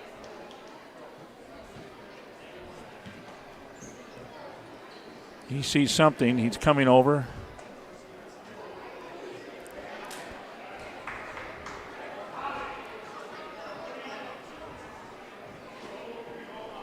I'm not sure what that was.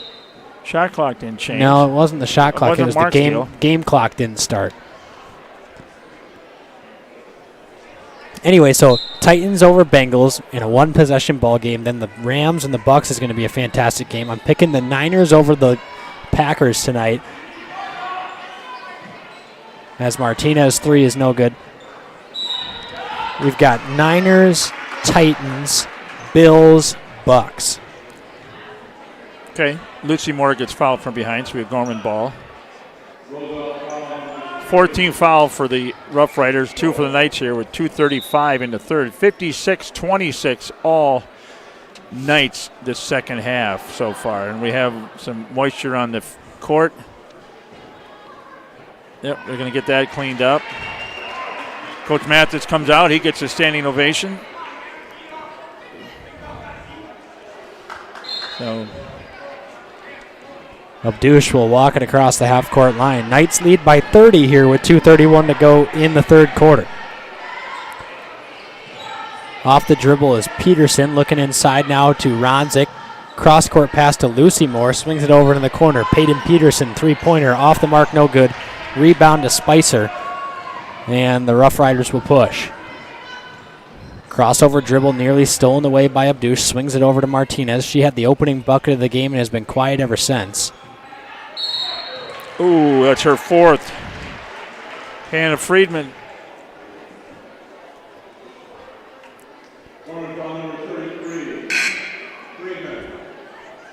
I mean, Bergen Riley's going to check in for her.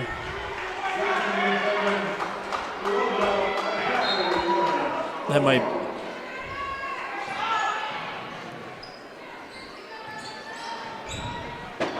Martinez with it on the right wing, up top to Spicer. Swings it over to Schultz. Up top, Spicer. NBA range three. In and out, no good. Nice board by Bergen Riley. Boy, they can jump to get them rebounds. Abdush swings it over to Moore. Inside to Bergen Riley. Dribbles down, backs off a defender. She's going to be called with the charge. Bergen a little too much muscle there on the push-off. Created some separation and got called for her first foul. Mentley checking into the game. She'll come in for Peyton Peterson.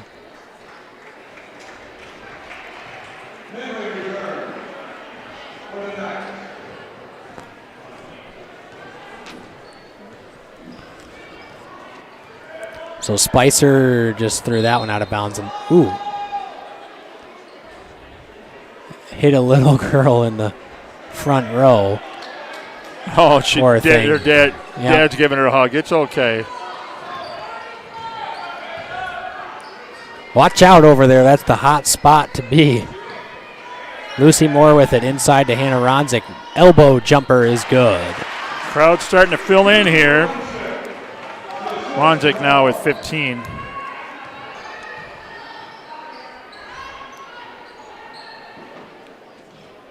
Nice shot there by Martinez, and she got it. No, it's been interesting why Martinez hasn't been taking more shots here in the second half. She opened up the game with a three, hasn't really taken another shot since, and then just knocked down another. A good three-point shooter for the Rough Riders, and a three-year starter has been held pretty quiet here in the second half. Mentley couldn't get the shot to fall, and a rebound goes to the Rough Riders. They'll push up the floor with Schultz. She'll swing it over to Johnson. Thought about a three, up top to Schultz. Swings it over. Now she'll keep it. Thought about swinging it over. Now gets it to Spicer in the corner. Off the dribble, inside to Johnson. Turnaround. Martinez steps into a pull-up two. That one airballs, no good. So I talked her up a little bit, and then she misses the shot. Now Schultz has it. Shot clock didn't reset because there was no touch of the rim. Jump shot there. That one hits the rim. No good. Rebound into the hands of Ronzik. Flips it off to Moore. Into the hands of Mentley. 10 seconds to go in the third quarter. Ronzik passes to Abdush. Standstill triple from the corner is good. Wow, yeah, baby. That'll do it for the third quarter here from O'Gorman High School. Knights on top of the Rough Riders 61-29. Stay tuned for the finish of this one here on Real Presence Radio Network after the break.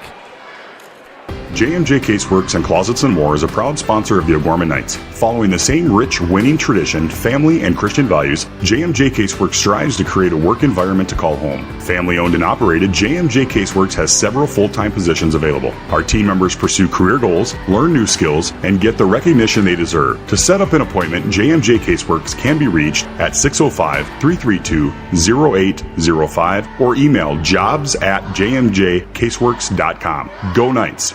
At Guarantee Roofing and Sheet Metal, we are guided by one simple principle. We do what we say we're going to do. We believe in ensuring our customers are happy with the work we deliver. Guarantee Roofing and Sheet Metal was established in Sioux Falls in 1981 and has been involved with installing more than 100 million square feet of commercial roofing across the Midwest. We have worked on businesses including schools, universities, hospitals, churches, and factories. For more information, we can be reached at 605-331-5121 or online at guaranteeroofingsd.com. Welcome back to O'Gorman High School as the Lady Knights lead the Roosevelt Rough Riders 61-29. Roosevelt will have the first possession here of the third quarter. It'll be Spicer up top to Miller off the dribble. Miller open near the three-point line, kicks it off this time instead. Now Johnson with it at the elbow. Back up top to Spicer off the dribble. 20 seconds on the shot clock. Quick fire three, no good. Rebound to Kira Mentley. She waits to cross half court, then swings it over to Molly Abdouche. It's been all O'Gorman here since the middle of the second quarter. Kira Mentley jump shot too short, no good. Rebound goes to the Rough Riders, and Martinez will push up the floor. Nice pass to Spicer in transition off the window, way too strong, no good. Rebound off the fingertips of Hannah Friedman. They have the big lead like this, 61-29. How long you lead the starters in, Isaac, as a coach? You know, I would say in the next minute, I would start unloading the bench. But Coach Colesgrove has been known to, keep the starters in for a little bit longer. I think some of these girls are getting ready to enter the game. I expect to probably see Schlimgin and Peterson and Benson come in. Matley be at the line. Her fifth time at the line today. She leading everybody with 16. 17. A couple of riders checking back into the game. So on the floor for the Rough Riders is Taya Johnson, Katie Spicer, Aubrey Baker, Brooklyn Cole, and Kayla Martinez.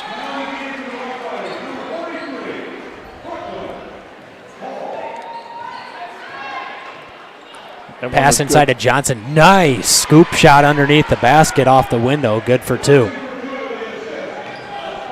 Molly Abdouche walks it across half court. She'll send a pass over to Bergen Riley. Bergen off the dribble, up top to Hannah Ronzik. Ronzik swings it over to Abdouche. Standstill three from the wing is good. Abdouche quietly making her way up to 16 points on the afternoon. It seems like she just hadn't been scoring and all of a sudden now has 16 points. Three-pointer from the wing, no good. Rebound goes to Bergen Riley. And Abdouche with it now across half court. 2 threes for her. Bergen Riley up top of the key, swings it over to Ronzik. Stand still, catch and shoot three. Off the front of the iron, no good. They're going to call foul on 23 with the elbow box out.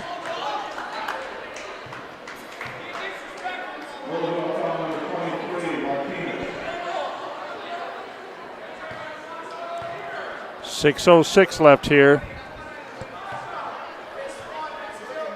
Everybody's waiting for the boys game. Number 1, Roosevelt. Number 2, O'Gorman. That's coming up next.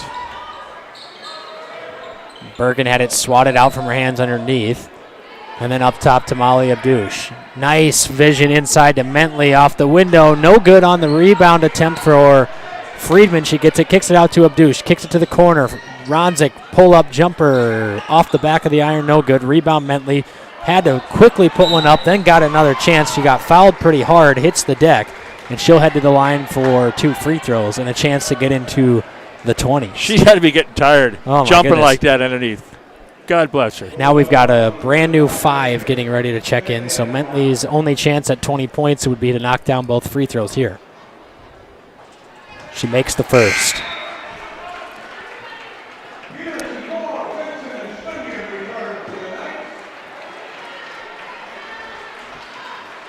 Peterson, Moore, Benson, and Schlimgen return for the Knights as Rick Lynch just announced down on the floor. And that free throw no good for Mentley, so she's stuck at 19 points now. Martinez with it on the right wing. Pass was deflected and then saved by Johnson into the hands of Martinez. Martinez up top to Baker, over to Spicer now. Dribbles inside. Nice scoop move up off the glass. Couldn't get it to go. Rebound, then her shot is stuffed by Kira Mentley. With a block! Love it! Send it back to Roosevelt High School, and Lucy Moore will dribble across half court. Stutter step, Mentley with it. Mentley can do it all today. Peterson dump off inside to Mentley, and Mentley gets fouled, and she'll head to the line now for a chance at a 1-and-1. She can get her 20 or 21 here, Isaac. So the Knight that's waiting to check in is Awang Okoye, who's been sitting at the scorer's table ever so patiently after Mentley's last free throws, and now she'll have to await Mentley's another set of free throws from Mentley. Free throw no good. Oh, and she goes, oh my gosh. She can't believe she missed it. Kick out, Martinez, standstill triple, front of the iron, no good. Rebound in the hands of Moore. Can she beat everyone down the floor? Left-handed finish, blocked, fouled. And now Mentley will come out of the game as Awang Okoye will get her first chance in this afternoon.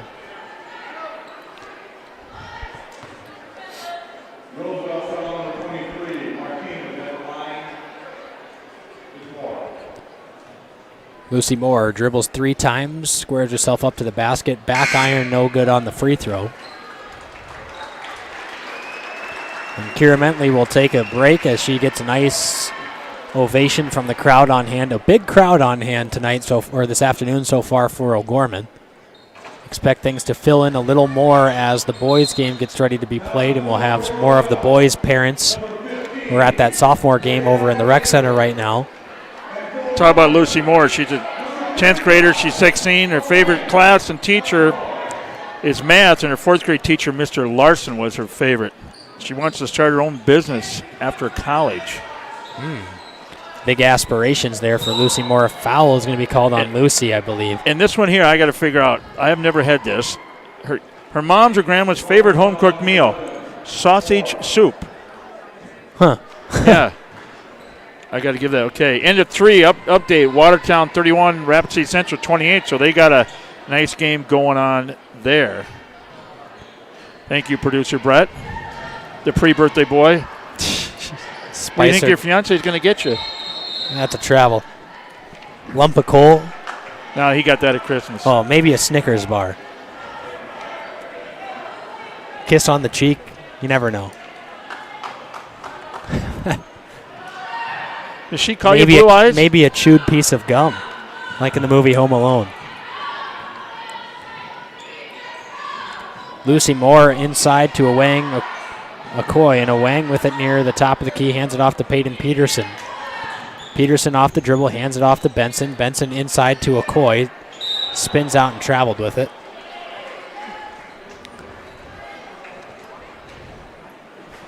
Wow, look at that. We need to give a shout out to Mr. Ken Lindemann on the stat sheet. Wow, look at that. You're up printed for off a Teacher of the Year here.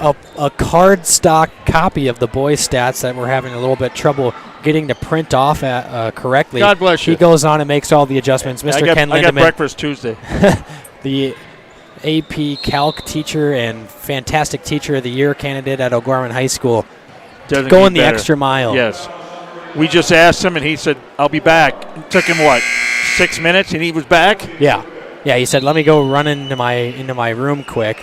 And 15 minutes later, here he is with a cardstock printed off front-back copy of all of the stats we need. Here comes a couple more subs. Kennedy Reentz is in.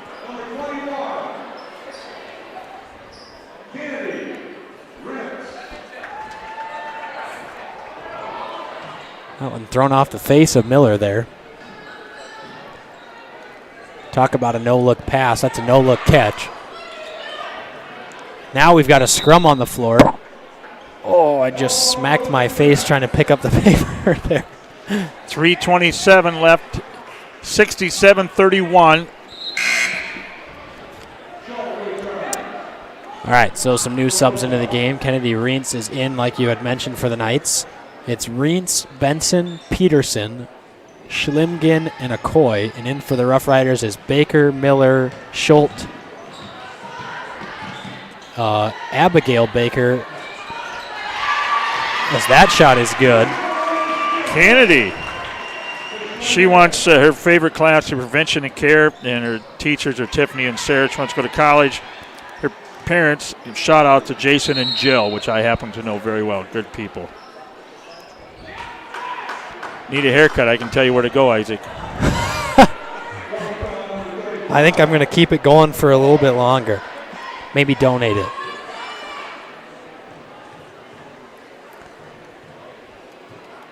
Not everyone can rock the, what is that, a number 1, number 2? Okay, here's in more in now. Here's Madeline Freeman's in. And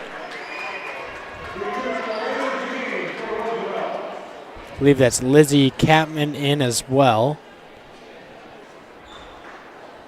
Yep, and Tyler Mooney. yeah, we want to make sure we got the right ones, and we like to thank, because Coldred likes to trade off dressing some of the sophomores and freshmen for the home varsity games. So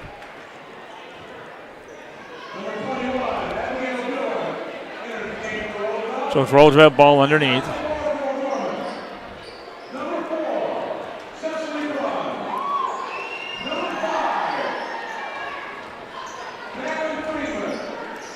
Corner 3 by Schultz is no good. Nice behind the back dribble there by Capman. Mooney off the dribble now. Swings it up top to Friedman. Over into the corner with Bruns. Inside to Mooney. Backs out. Surveys her options. Pass over to a Wang Okoye. Dribble off the window. Couldn't get the shot to fall. Now a rebound. Bouncing around off the hands of number 21, Abigail Dewin. And it'll be Knights basketball. Cicely Bruns, she's a junior. Her favorite class is World History, and Mr. Popenka is her favorite teacher. She wants to go to college. Favorite food is honey ham and green beans. Huh. That's pretty good. Jump ball will stay with the Knights. And if you ever had O'Gorman function, you see her, that photographer taking all the pictures and getting the action as it progressing down on the court in the field is Michelle Bruns, and that's her mom. Just does a fabulous job taking. Yes, we can't thank her enough for all of the. You see all the game day graphics on Twitter and whatnot. Those are all coming from her camera shots. And she volunteers doing that. She just loves do that for the athletes here at O'Gorman, like we do. Cole's shot no good. Rebound bounced off the hands of the Knights, and it'll stay with the Rough Riders. 69-31, 2:11 left here in the fourth quarter. Knights on top. You know, Brett, I should sing you a birthday song. This is your birthday song. It isn't very long. There you go. Happy birthday. Okay, you know, with the big blowout like this, 69-31, it's hard, folks, to stay with the game because it's really – but this is the future of the Knights right here out here in the next couple years. Dan Johnson at this point is getting a little sleepy-eyed here. Needs a couple of shots of espresso. Friedman, triple, no good. Rebound by Tyler Mooney, one of the shortest ones on the court right now, goes up and gets the offensive board. And now we got three Knights on the floor. A scrum between Cicely Bruns and number 21, Abigail Dewin. And what I love, look at the other gals on the bench. Hannah and Kira, they're all standing there cheering the girls on over there. They're loving it. That's teamwork. Ooh, Brett, South Dakota State, all over. They won 114-50. Is that girls or boy or men? Men or women? I think that's men. I'm not sure. Let me look. Lizzie Catman, 3 off the front of the iron, no good. Rebound. Wow, another scrum on the floor. Everybody on the ground. Another jump ball. Well, that was women. Will stay with the Knights again. 114-50. That was women. Okay. Western Illinois. Actually, South Dakota State is up by 20 with minute 20 in the second, 91-71. So they're going to win there. So a double win for South Dakota State. Isn't that big game tomorrow with the U? Is that? I don't think so.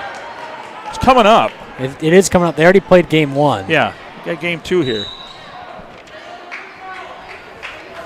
Oh, the crowd is filling in here, folks, at O'Gorman High School for the matchup 1 and 2.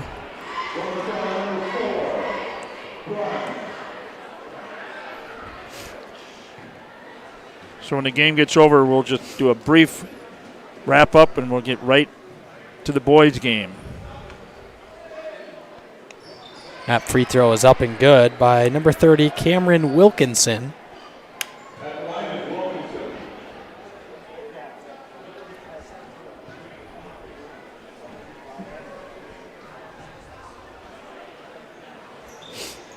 That one rattles around the bowl and drops.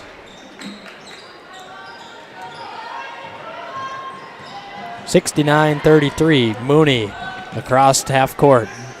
Couple of dribbles, crossover dribbles, spin move into the paint, kicks it out into the hands of Cecily Bruns. Oh, they wanted her to shoot. And then gets called for the travel. Everybody starts yelling for her to shoot it. Julia Agert in for the Knights as well. We want to make sure we get everybody credit for the team. Get everybody's names mentioned.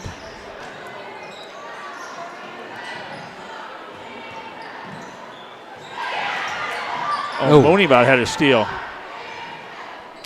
Shot no good. Rebound. Jump ball. Maybe. Stolen away. Fouled. And Roosevelt basketball underneath the basket. A little bit of rhythm there. Yep. Yep, there we go. 31.5 left in this contest.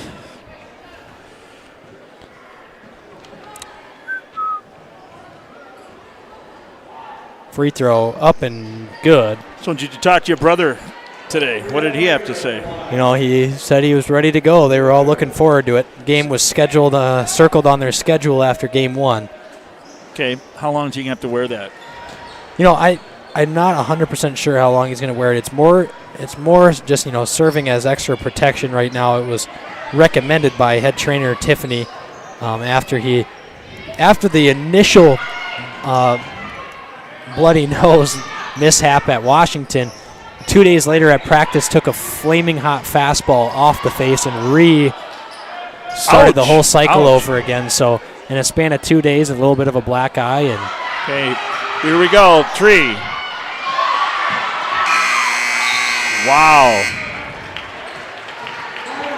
That'll do it here from O'Gorman High School. Knights win 69-35 over the Roosevelt Rough Riders. As we get ready for boys action here coming up next, we're going to take a quick break, and when we're back, we'll have the boys pregame show on Real Presence Radio Network. Did you know you can listen to the RPR network when you're on the go? Just search for Real Presence Radio in your app store. Listen live to any station across the network at any time, so you can stay connected to your local community from wherever you are. Plus, if you miss a program, the Real Presence Radio app is your one-stop shop for local and national podcasts, including our signature show, Real Presence Live. The Real Presence Radio app, with you every step of your faith journey. Download it today and see what you've been missing. Upon graduation from O'Gorman High School, you will receive far more than a diploma. You get the values of a Catholic education, the support and reach of thousands of alum from across the country, the knowledge that you can become who you were meant to be, and our community will be right there by your side. You belong in blue. O'Gorman High School. You're listening to a special presentation from the Real Presence Radio Network.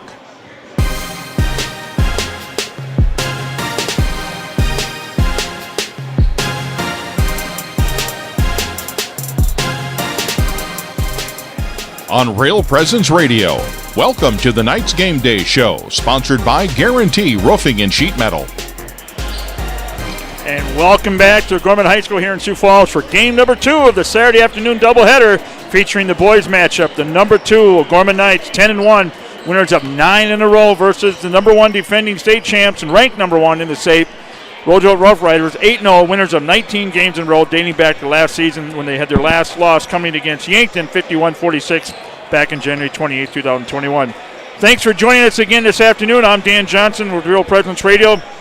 Today's game is the second meeting between these two squads. Roosevelt winning the Classic game 60-59 at the Pentagon back on December 14th. Matt Ing came up with the winning shot, came up just a touch short. So, Isaac, you think we're going to have this type of game here, after we had that first meeting? And what a treat. Both teams coming into today's game with big wins last night. Roosevelt blew out Yankton 73-42. O'Gorman won with a hard-fought game, 56-45 over Lincoln. Coming off a key win last night, did the Knights have some momentum rolling in tonight's game? Oh, absolutely. Especially after a win like yesterday on the road against a tough opponent. You're super excited coming into a game where you get a second crack at a team where you were, an extra 3 inches away from beating the number 1 team in the state, and now you've got a chance to do that again as you get ready to play a really tough Roosevelt team, and it looks like a great crowd's going to be on hand here as we get ready for this game. Obviously carrying over some momentum from last night, and you're hoping to keep the ball rolling. Okay, the first time, like we mentioned, that 1 point came down to the wire, came up short. Are we expecting that same thing today? I think so. I think this is going to be a back-and-forth game. I don't think we're going to see another 1-point game, but I think we're going to see a couple of possession game. It's going to be in single digits is what I'm expecting. 2 athletic teams, 2 good coached, well-coached teams, and you're not going to get anything better than that in AA boys basketball, especially on a Saturday afternoon between 2 teams that want it more. Okay, we're going to take a break. We're going to come back. We'll have the coaches and stuff. You're listening to O'Gorman Basketball on Real Presence Radio. Is there an event that you would like announced right here on the RPR Network? Please email the details at least 2 weeks in advance to heather@realpresenceradio.com. That's HEATHER@realpresenceradio.com. We can help spread the word about what's happening at your parish and in your diocese. Again, that email address is heather@realpresenceradio.com.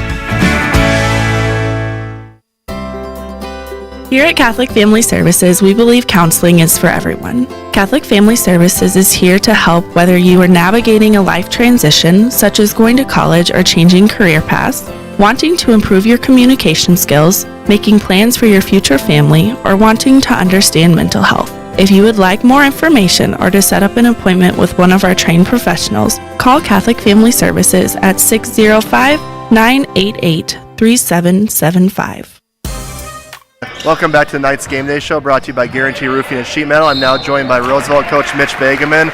Coach, your team's coming off a win over Yankton last night at Roosevelt, 73-42. You had a big second quarter in that ball game. Just overall, Coach, what were you most happy with how your team played in that Yankton game? I think just how we came out. We came out aggressive. We shot the ball well, and we defended well. And I think we caused a lot of issues early on for them, and we built the lead early, and we just kept going. And I was really proud of our kids' effort, and obviously a back-to-back game.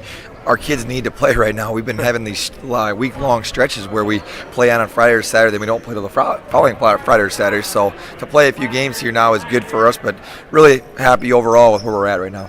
Coach, just looking at your team's 8-0 right now, one thing that stood out to me is just your defense only allowing about 36 points a game.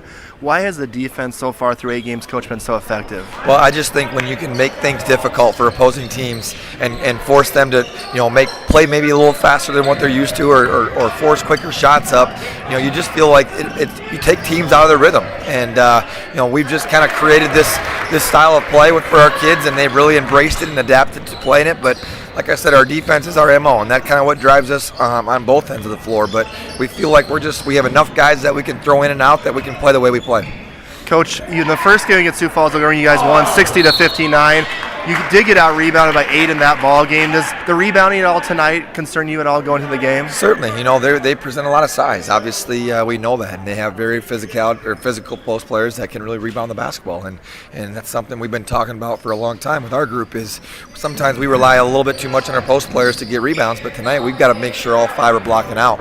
And then on the flip side, we got to just make sure we be patient and execute. The last time we played, you said obviously it was tight and close, and we snuck away with one, but we felt like we could have played better. And I think at this point, both of us are a much better basketball team than we were a month and a half ago. So I think it'll be a great test, good battle, good environment, and we're excited to go.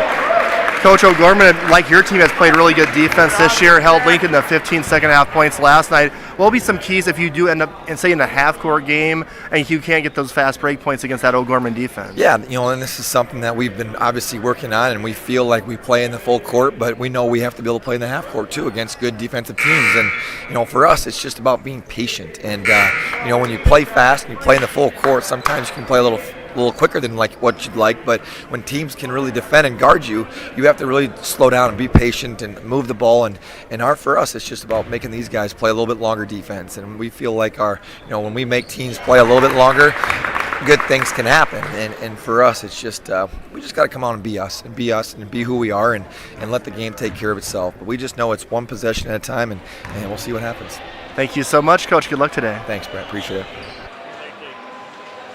I'd like to thank Coach Begman for his interview. Don't go away. Birthday weekend boy Brett sits down with Coach Roby as he gives his insights for tonight's afternoon game. You're listening to Gorman Basketball on Real Presence Radio.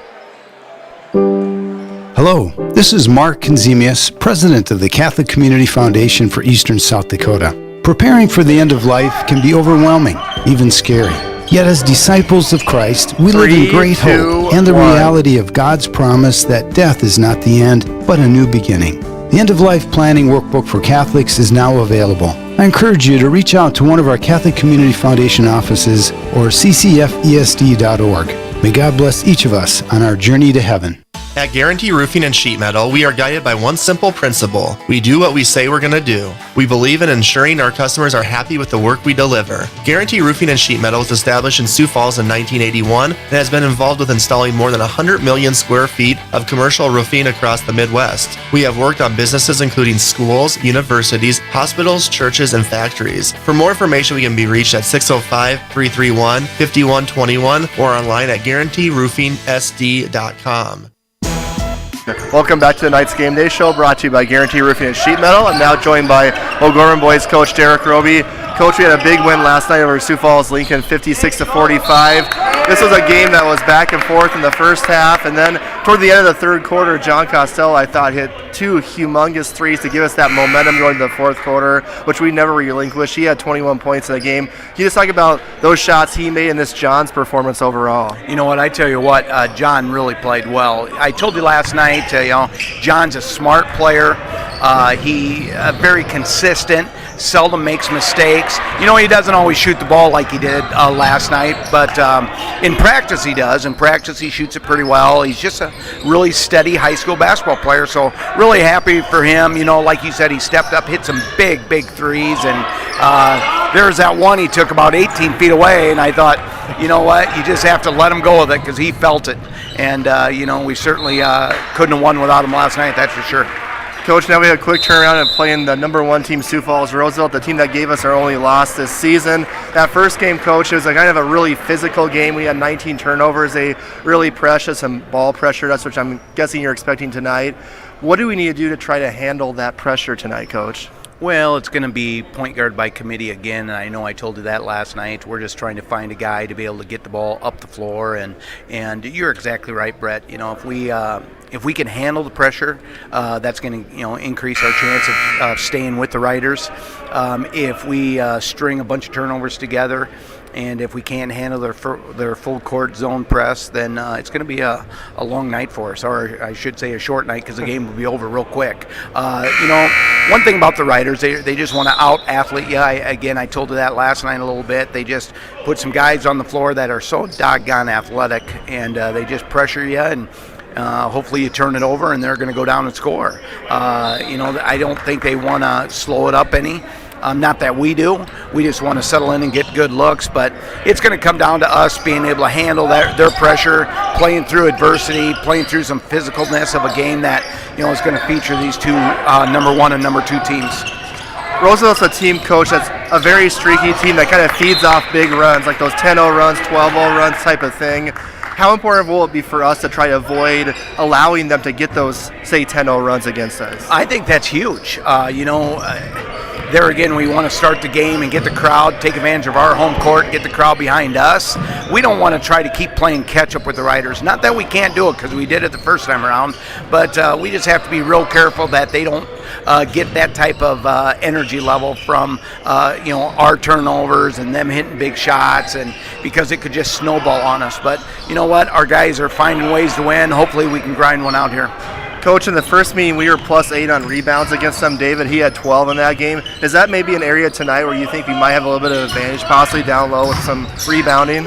I hope so, but there again, that just goes with the physicalness of the game. How's it going to be called, David is just doing a great job of holding down the fort, down low. He's having an all-state year, I think. He's such a man among boys down there, but we have to take advantage of it. One of the drawbacks is Gavin Muirhead, who, we were trying to get him into the rotation a little bit. Well, he got banged up the other day, yesterday in that JV game, and I don't know for sure if we can go. We're trying to go today in the JV game a little bit. He's still pretty sore, pretty tender, and I just don't, that'll hurt us a little bit rebounding-wise as well, but we'll have to have somebody like John Costello or somebody step up and make big plays again. Thank you so much, Coach. Good luck today. Thank you much, Brett. And that was Coach Gary Grovey. We'd like to thank him now. Keys to victory. Isaac, 3, take a run here. 2, 1. Here's Isaac. Okay, keys to victory for the Knights. What do we have to do here to win this afternoon? Well, here we go. Got to get off to a good start and make sure that we get our crowd involved early. O'Gorman is 3-0 at home this season. Make sure that we get off to that similar start that the girls had at the end of that first quarter. Rebounding is a big one tonight. We out-rebounded the Riders in our last meeting. But making sure that we take care of the rebounds is going to be huge. Also, got to limit turnovers and handle Roosevelt's press and play smart basketball.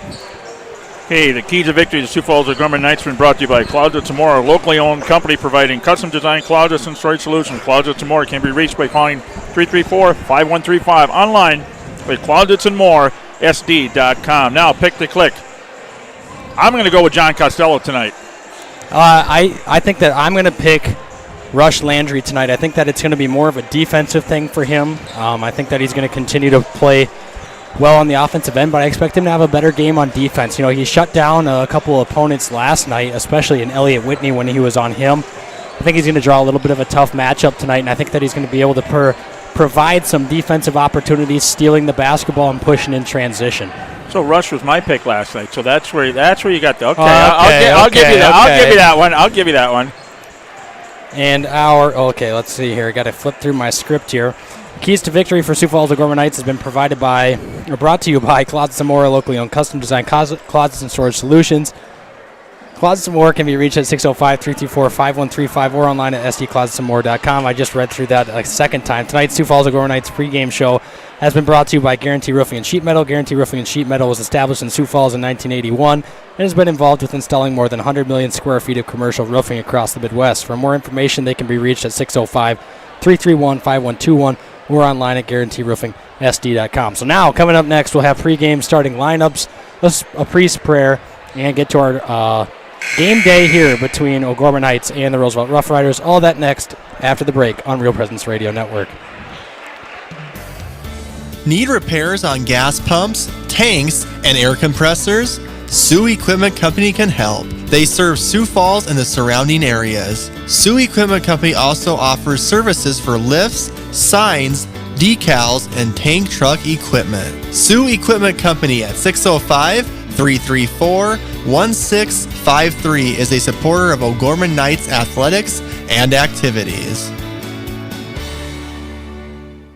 J&J Caseworks and Closets and More is a proud sponsor of the O'Gorman Knights. Following the same rich, winning tradition, family, and Christian values, J&J Caseworks strives to create a work environment to call home. Family owned and operated, J&J Caseworks has several full-time positions available. Our team members pursue career goals, learn new skills, and get the recognition they deserve. To set up an appointment, J&J Caseworks can be reached at 605-332-0805 or email jobs@jmjcaseworks.com. Go Knights!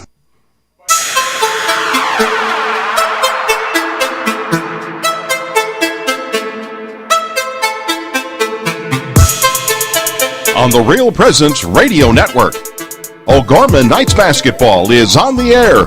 Brought to you by Catholic Family Services, Catholic Community Foundation of Eastern South Dakota, Jardine Construction, Barnett Vision Clinic, Bishop O'Gorman Catholic Schools, Sioux Equipment Company, Closets and More and JMJ Caseworks, the BB Agency, Knights of Columbus Insurance, Pizza Ranch and Fun Zone Arcade on 41st Street, Guarantee Roofing and Sheet Metal, and Barnett Lewis Funeral Home. Tip-off to tonight's game is just moments away. With all the exciting action of O'Gorman Knights basketball, let's go to the gym. Hey, welcome back here. Here's the starting lineups for the O'Gorman Knights.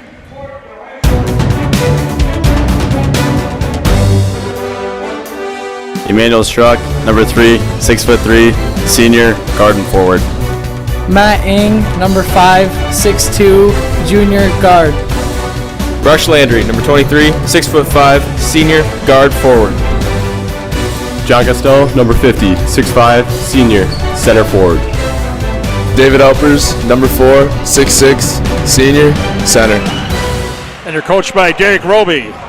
Now our starting lineups for the Roosevelt Rough Riders. They'll start number 5, a 5'11" senior guard, Micah Johnson. Number 12, a 6'3" senior forward, Vance Borchers. Number 21, a 5'10" senior, Gabe Kranzler.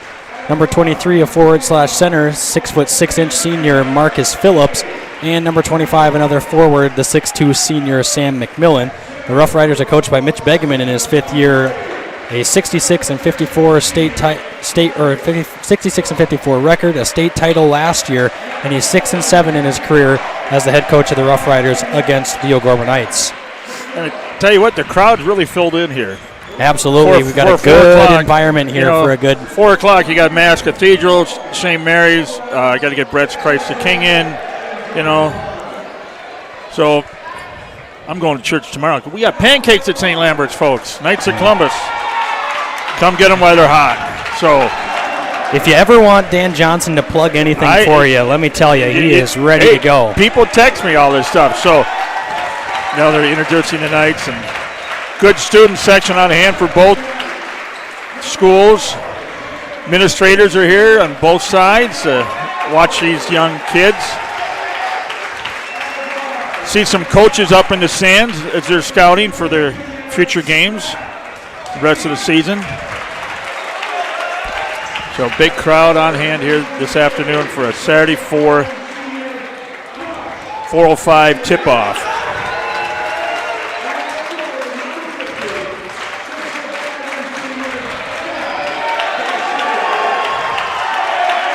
So the Knights get ready as they take the court. We get ready for the tip-off.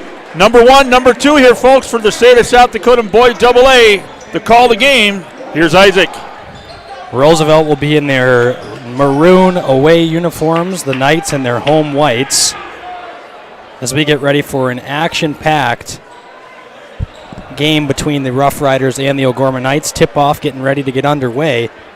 And we will be ready to go from O'Gorman High School. Number 1, number 2, Roosevelt and O'Gorman separated by 1 point in a 1-point victory at the Pentagon the last time, and then neither of these two teams have lost the rest of the way.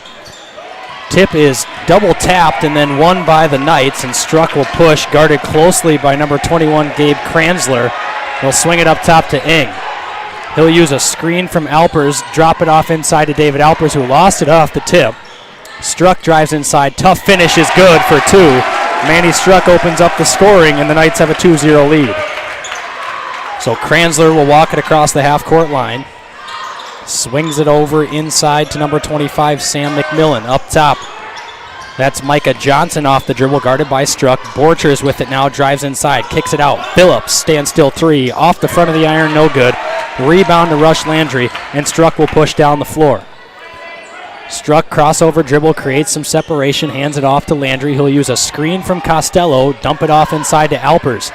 Alpers looks over his shoulder, finds Struck. Standstill three from the top of the key, no good off the mark. Rebound to Marcus Phillips, and the Rough Riders will clear the rebound and push across the floor. Kranzler just threw that one away, and it's going to go into the possession of the Knights. Tried to get it over to Micah Johnson. Neither of them were on the same page. But Manny kind of blocked that a little bit. Yep. Got his hand in the way, and now they're going to have Rush Landry bring it across half court, guarded by Borchers. He'll walk it across the timeline. He'll hand it off to Struck. Struck over to Eng. He'll use a screen by Struck and free it over to Rush Landry on the left wing. Up top to Alpers. Inside Costello off the window, good for two. And the crowd into it early here at O'Gorman High School. It's a 4-0 lead for the Knights. Oh, Manny's got his other pair of shoes on tonight. Yeah, the old yellows. Struck nearly got a steal. He does get a steal and then saves it, and then into the hands of Micah Johnson, who nearly throws it away. And now just a free-for-all, and it ends up in the hands of Vance Borchers. Did you expect anything but this? High intensity here in the opening minutes of this ball game. Kranzler thought about a deep three, gives it off to Johnson instead. He'll use a screen, get inside the paint, turn around, tough pass to Kranzler. 4 seconds on the shot clock. Deep three by Borchers is good.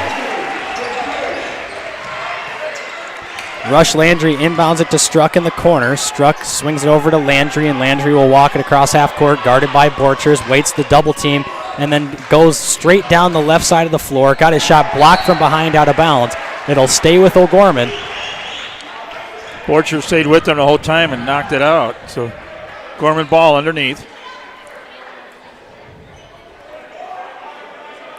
Costello will be set to inbound here. 5:45 left. Knights lead 4-3. Swing pass to Struck, over to Eng now on the right wing. Eng dribbles over, hands it off to Landry. Up top to Eng, off the dribble, thought about a three, swings it to Struck.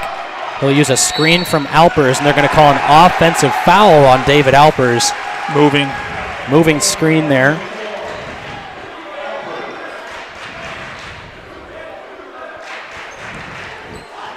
Roosevelt student section's already into this.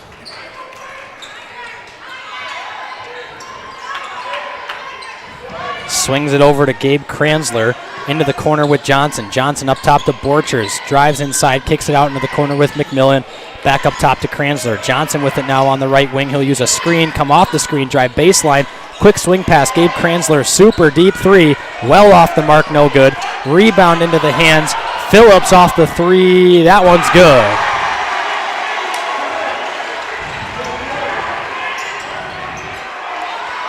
Struck passes it up to Landry, and Landry will dribble into a double team here. Has to get rid of it somewhere. 10-second violation coming, and they get the 10-second call. A little early. There was 25 on the clock. Got to have a little bit of some urgency, though, if you're the O'Gorman Knights there. Landry kind of backing up there on the dribble. He blew the whistle at 26, so. Kranzler off the dribble, swings it over to McMillan. Up top to Borchers. Hand off to Johnson. He'll drive into the paint. Tough finish. Got fouled.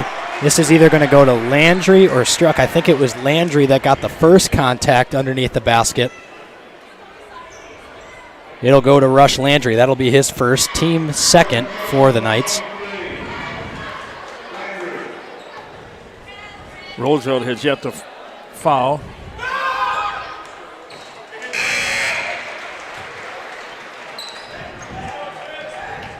Huner's in for Struck. It's the only sub of the game so far. Shot is around the rim and good.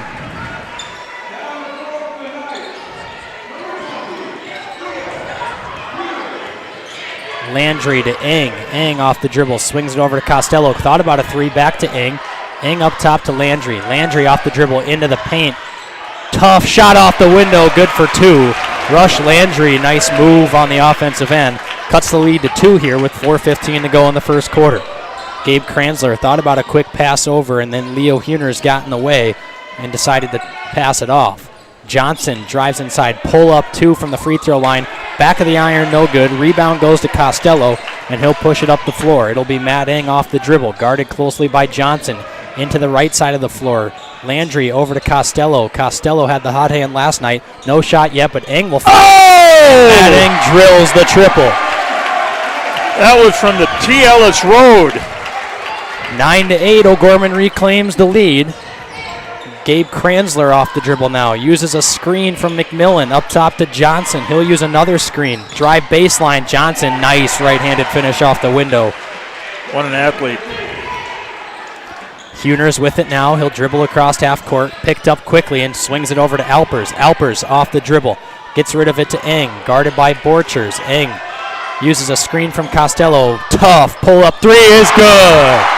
Matt Eng, a tough fadeaway triple. Wow. And it's 12-10, Knights on top. The Knights are going to need a big game from Matt Eng, and he's got 6 points early. And you called it, that fadeaway. That's a sweet move. Kranzler off the dribble, step back, didn't have it after a nice hand on defense there. Kick out Phillips, wide open triple. That one rattles in as well.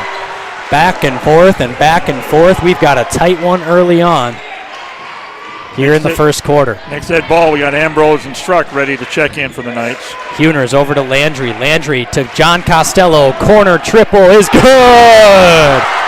Back-to-back-to-back triples, and it's 15-13. Knights have a 2-point lead with 2:29 left here in the first quarter. I love it when the big boys shoot outside. Johnson, drive inside, creates some space. Tough finish, too short. Second chance is good by Micah Johnson. And then he shushes the O'Gorman student section. Tough pass. Huners threw it away to Borchers, and then a foul called on Huners. Struck and Ambrose ready to check in, and then for Roosevelt, 3 new players into the game. Thorolingo Gilo, number 40 Justin Shaw, and number 24 Hayden Brown enter the game for the Rough Riders.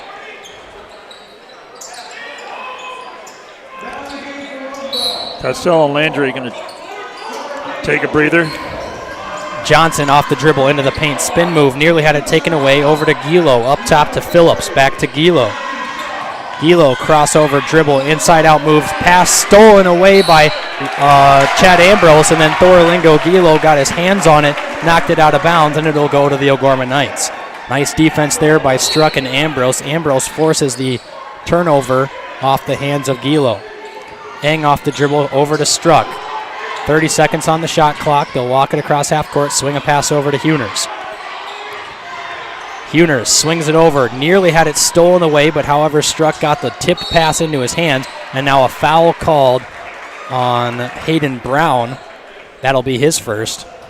First team foul for the Rough Riders. Ambrose will bring the ball in for the Knights.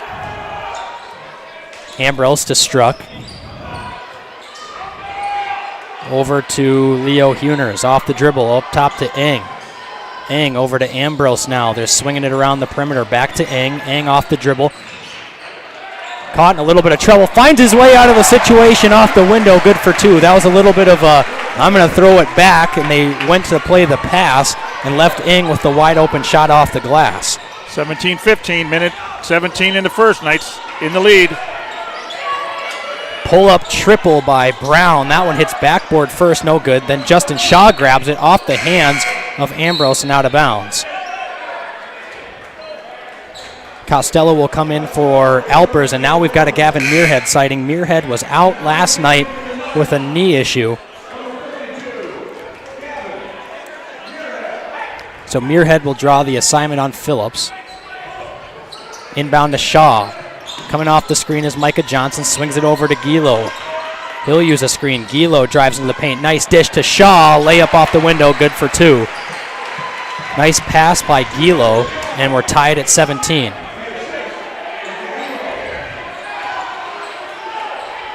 Huners crossover dribble across half court, kicks it over to Struck.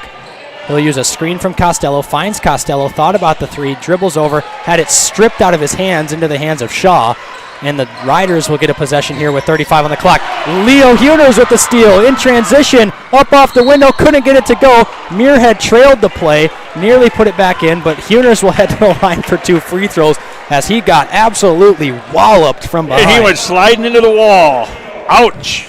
Gilo credited with the foul there. Nice seal by Leo. 6-foot senior at the line first time. Uner's free throw doesn't fall. Nope. Landry's in now. Elpers. Ings out.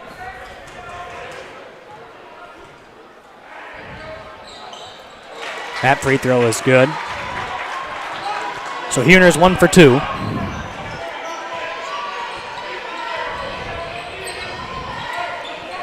Off the dribble is Brown. Over to Gilo. Guarded by Struck. Uses a screen from Shaw. Creates some separation. Pass over to Johnson. Guarded by Huners. Phillips with it now. There's 12 seconds on the game clock here. Huner is playing good defense to deny the ball. Gilo with it, guarded by Struck. He'll use a screen from Phillips. He'll drive into the paint, up off the window, around and in, good for 2. Nice shot by Thorolingo Gilo off the window. And the Riders take a 1-point lead, 1.4 on the clock. Gilo with the +1 here. Manning picks up his first foul. So Gilo's free throw is up and good. So it's a 2-point lead. There's 1 second on the clock. Struck will just football launch his pass, and then it drills the top of the ceiling, and that'll do it for the end of the first quarter. It looked like it was kind of on line and then took a giant smack off the roof of the building. So at the end of one, Rough Riders 20, Knights 18 in a high, intense, action-packed first quarter. Stay tuned for more after the break on Real Presence Radio Network.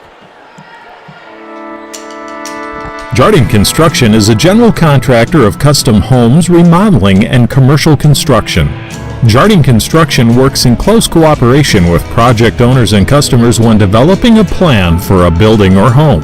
Jardine Construction has lots available in Sioux Falls, Hartford, and Humboldt. Mark can be reached at 605-951-1803 and Tom at 605-261-6174.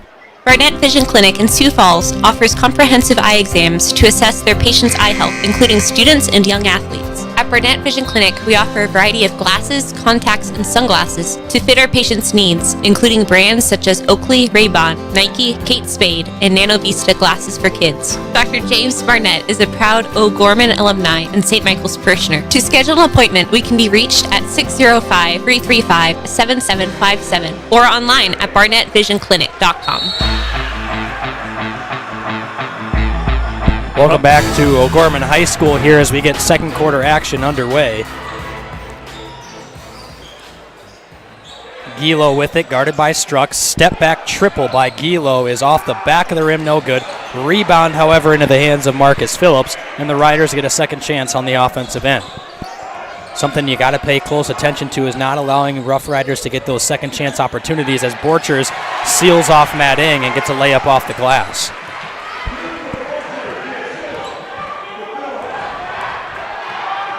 Landry off the dribble, cuts into the paint. Nice dish off to David Alpers off the window, good for 2, and it's 22-20. Knights trail by 2. First points for David tonight. I know his grandparents listen down in Florida. Again, Borchers gets away with a back cut off of a back screen. That's the second time Borchers has found himself wide open underneath the basket. Inbound pass to Struck. He'll hand it off to Landry. Now he'll be guarded closely by Matthew Gehring. Up top to Struck. Handles it and tosses it over to Costello. Back to Struck. Had it poked away. Did Costello. Now in transition, they'll throw it up to Borchers, and they'll throw it too far, and it's out of bounds.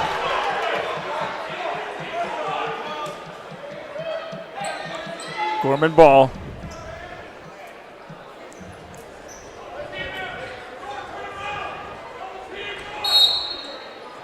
Ruck will inbound the ball, throws it over to Eng, guarded closely by Kranzler. Over to Struck. Swings it to the corner with Costello. Off the dribble is Costello, guarded by Borchers. Inside to rush Landry. Nearly lost the dribble, now has it poked away by Borchers. Landry with it, he's calling timeout. They're going to credit him with the timeout. And that'll be the first timeout of the ball game. Looks like they're going to say it's a 30-second timeout, so we'll just keep it right here. 20-24, 6:25 left in the first half. Roosevelt with the 4-point lead. Manning leads all scorers with 8. It's been a wild, action-packed start to this first half. A lot of back and forth on the offensive end. There was about 4 triples that were traded in consecutive possessions. A lot of scoring there in about minute, 2 minutes there.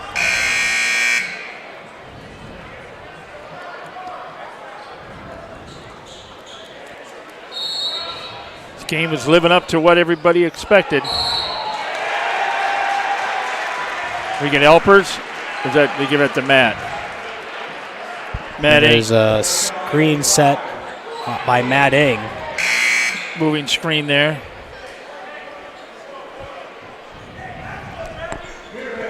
Five team fouls for the Knights, 2 for Roosevelt.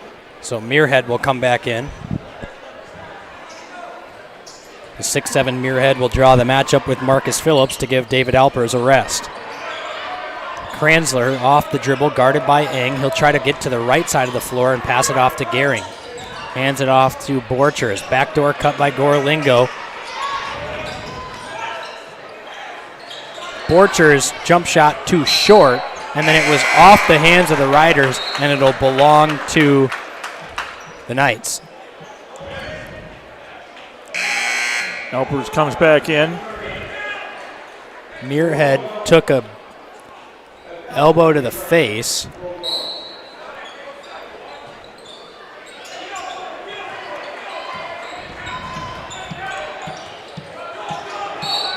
And now a foul is going to be called on Micah Johnson, I believe. I'm trying to get an eye over there to see what happened to Muirhead. It looks like he took a shot off the eye. Trainers are looking at him. Starting 5 in for the Knights. So Struck will dribble it up near the three-point line, crossover dribble, then swings it, hands off to Rush Landry instead. Landry, crossover dribble, looking at Eng inside. Between the legs dribble by Landry, kicks it over to Struck. 21 on the shot clock. Alpers back in. They're going to call an offensive foul on Matt Eng again. That's going to be Eng's second.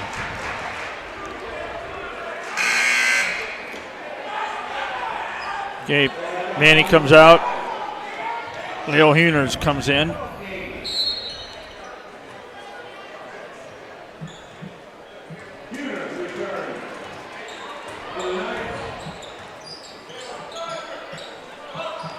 Johnson off the dribble.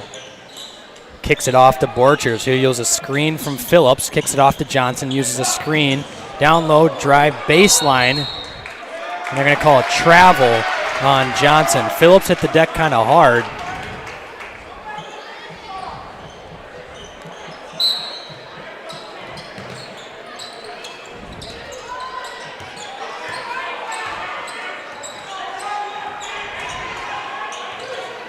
Eng, crossover dribble, trying to create separation, can't do it. Wanted the three, dumps it off inside to Alpers.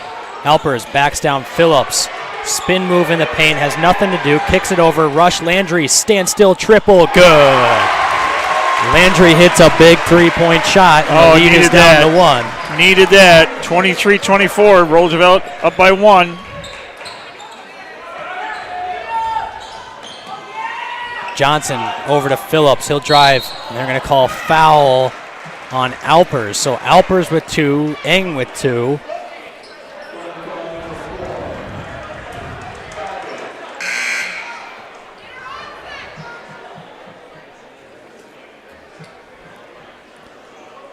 Oofta, Muirhead hits his eye. I can see down there, and it is red as can be underneath the court. Got ice on the actual eye. Ouch. So Struck will come in for Landry.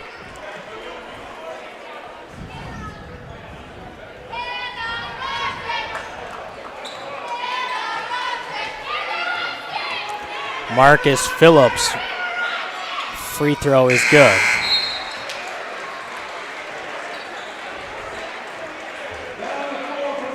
Okay, the ref's talking to Matt. I wonder what that's about. They're smiling. Inbounds it to Eng. Now Eng will just dribble it across half court by himself. Crossover dribble from Eng into the corner. That's a tough fadeaway bucket. Nearly got it to fall into the hands of Struck. Floater off the back of the iron, no good. Into the hands of Borchers. Nearly had it stripped away by Alpers. Alpers has to be careful not to pick up that third foul here early in the first half. Hesitation dribble over to Borchers now. Kick to Johnson. Corner three is good. A 6-point lead for the Rough Riders, their largest of the game. This one's been neck and neck the whole way. Leo Huners with it up top. He'll go away from the screen from Costello. Had room to drive. Now they're going to call a foul this time on McMillan. Fourth foul for the Rough Riders. Phillips will return for the Rough Riders. He'll come in for McMillan, who picked up his first foul.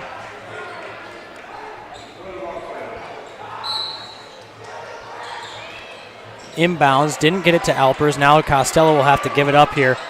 Couldn't get it to Huners, but Eng's going to be able to corral it behind the half-court line. Eng uses a screen, swings it back to Costello, over to Struck, thought about the three, drive, turnaround, kick to Costello. Good defense from the Riders. Eng thought about a tough shot, gives it into Alpers instead, who spins baseline, in some trouble underneath the basket. Turnaround out the window! David Alpers, what a finish inside. That's a top 10. Inside of three defenders, found his way off the window, good for two. Johnson, point blank three, no good. Rebound to Struck, who out-jumped Borchers. That was Superman underneath there. Struck and Borchers with a little bit of history in the jumping there. Borchers, a good high jumper from last season. Actually, that ball is thrown out of bounds by Eng. Borchers actually committed somewhere for track and field, and now I'm losing my place here. But I believe he was a third or fourth place finisher at the state track meet. Good athlete. Wow. So Eng is out. Costello is out. It's Heckenleibel in for his first time today. He'll draw the assignment on Gabe Kranzler. Also, Tyree Nave in for the Rough Riders. Swings it over to Phillips. Top of the key, Phillips with a little bit of an elbow to Alpers. Kranzler off the dribble, guarded closely by Heckenleibel. Top of the key, three by Phillips is good. 32-25, 2:30 left in the first half. Rough Riders on top. Landry off the dribble, inside to Alpers. They're going to call a foul on Phillips from behind on the hold. Oh, he was all over him. It's going to be Phillips' first foul. Phillips with 11 points to lead all scorers so far on the evening.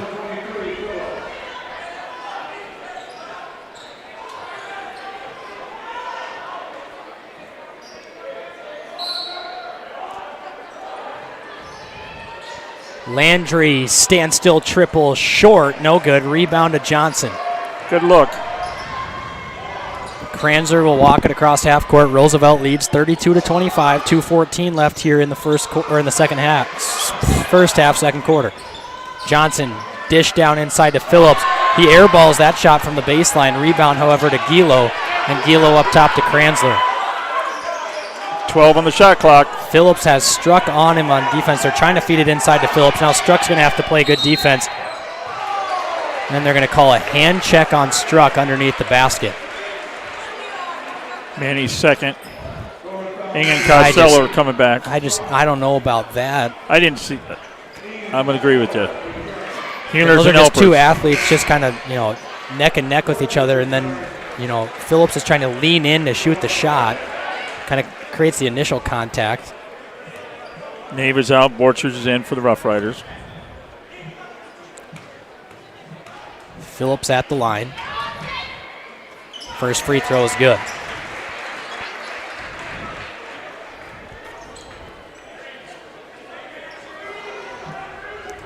Phillips, a 71% free throw shooter on the season.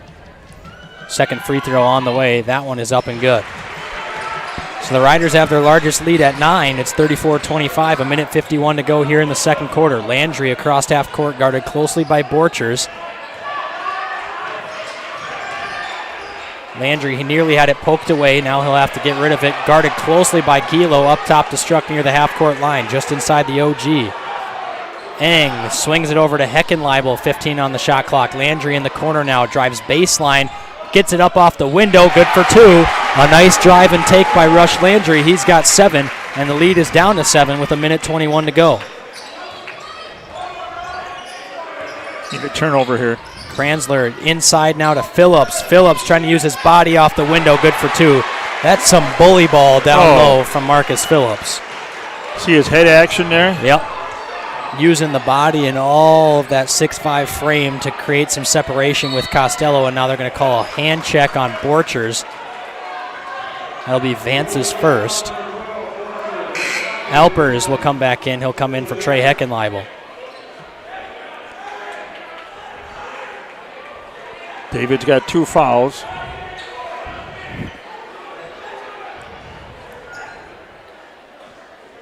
Inbound to Landry. Landry will use a screen from Costello. He'll dribble and cross over the other way.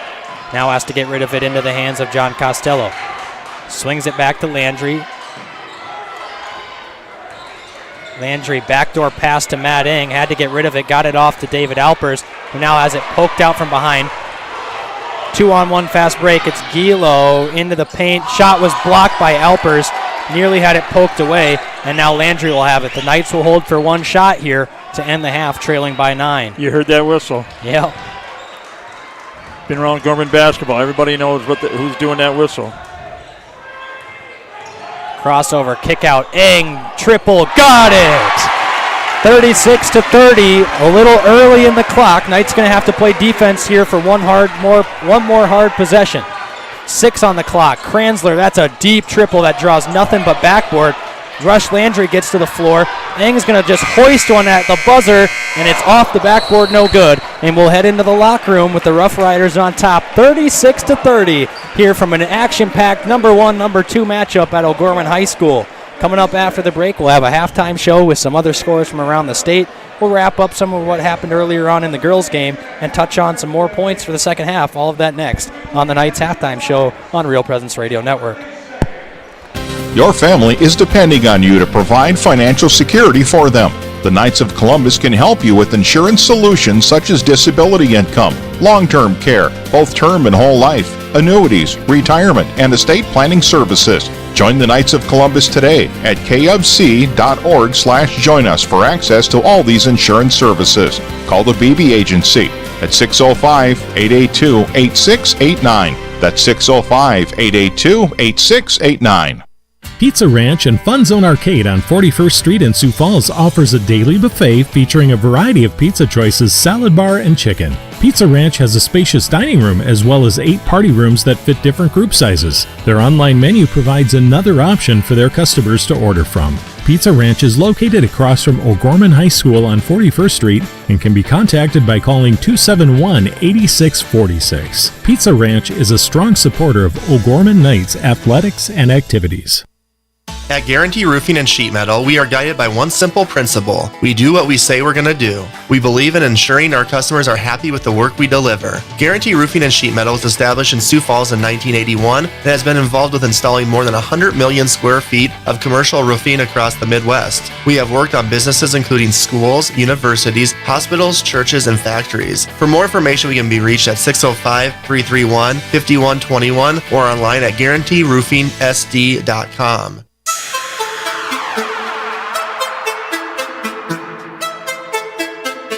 From the Real Presence Radio Network, welcome to the O'Gorman Knights Halftime Show. Brought to you by your Knights of Columbus field agents for the Sioux Falls area, Jeff Gillen and Phil Carlson.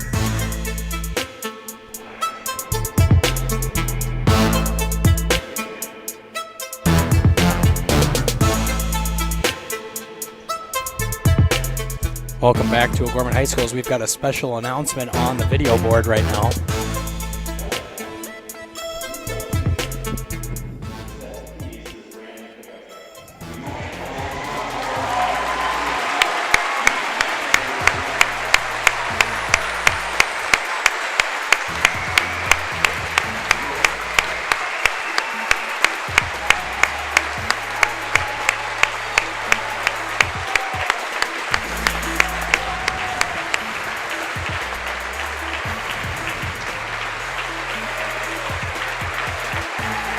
What an honor.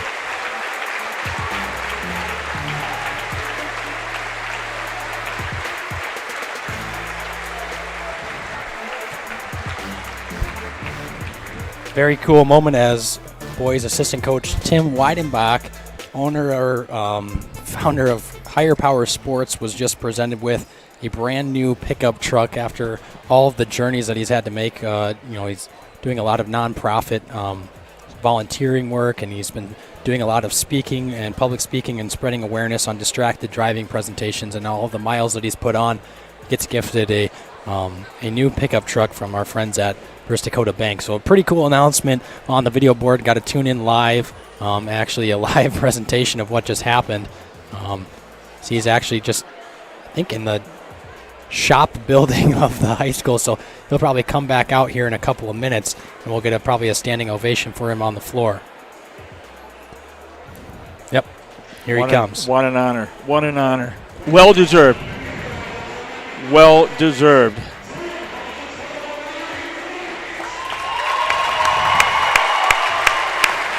First Dakota, brand new Ford F-150. Well deserved. The ministry that he does.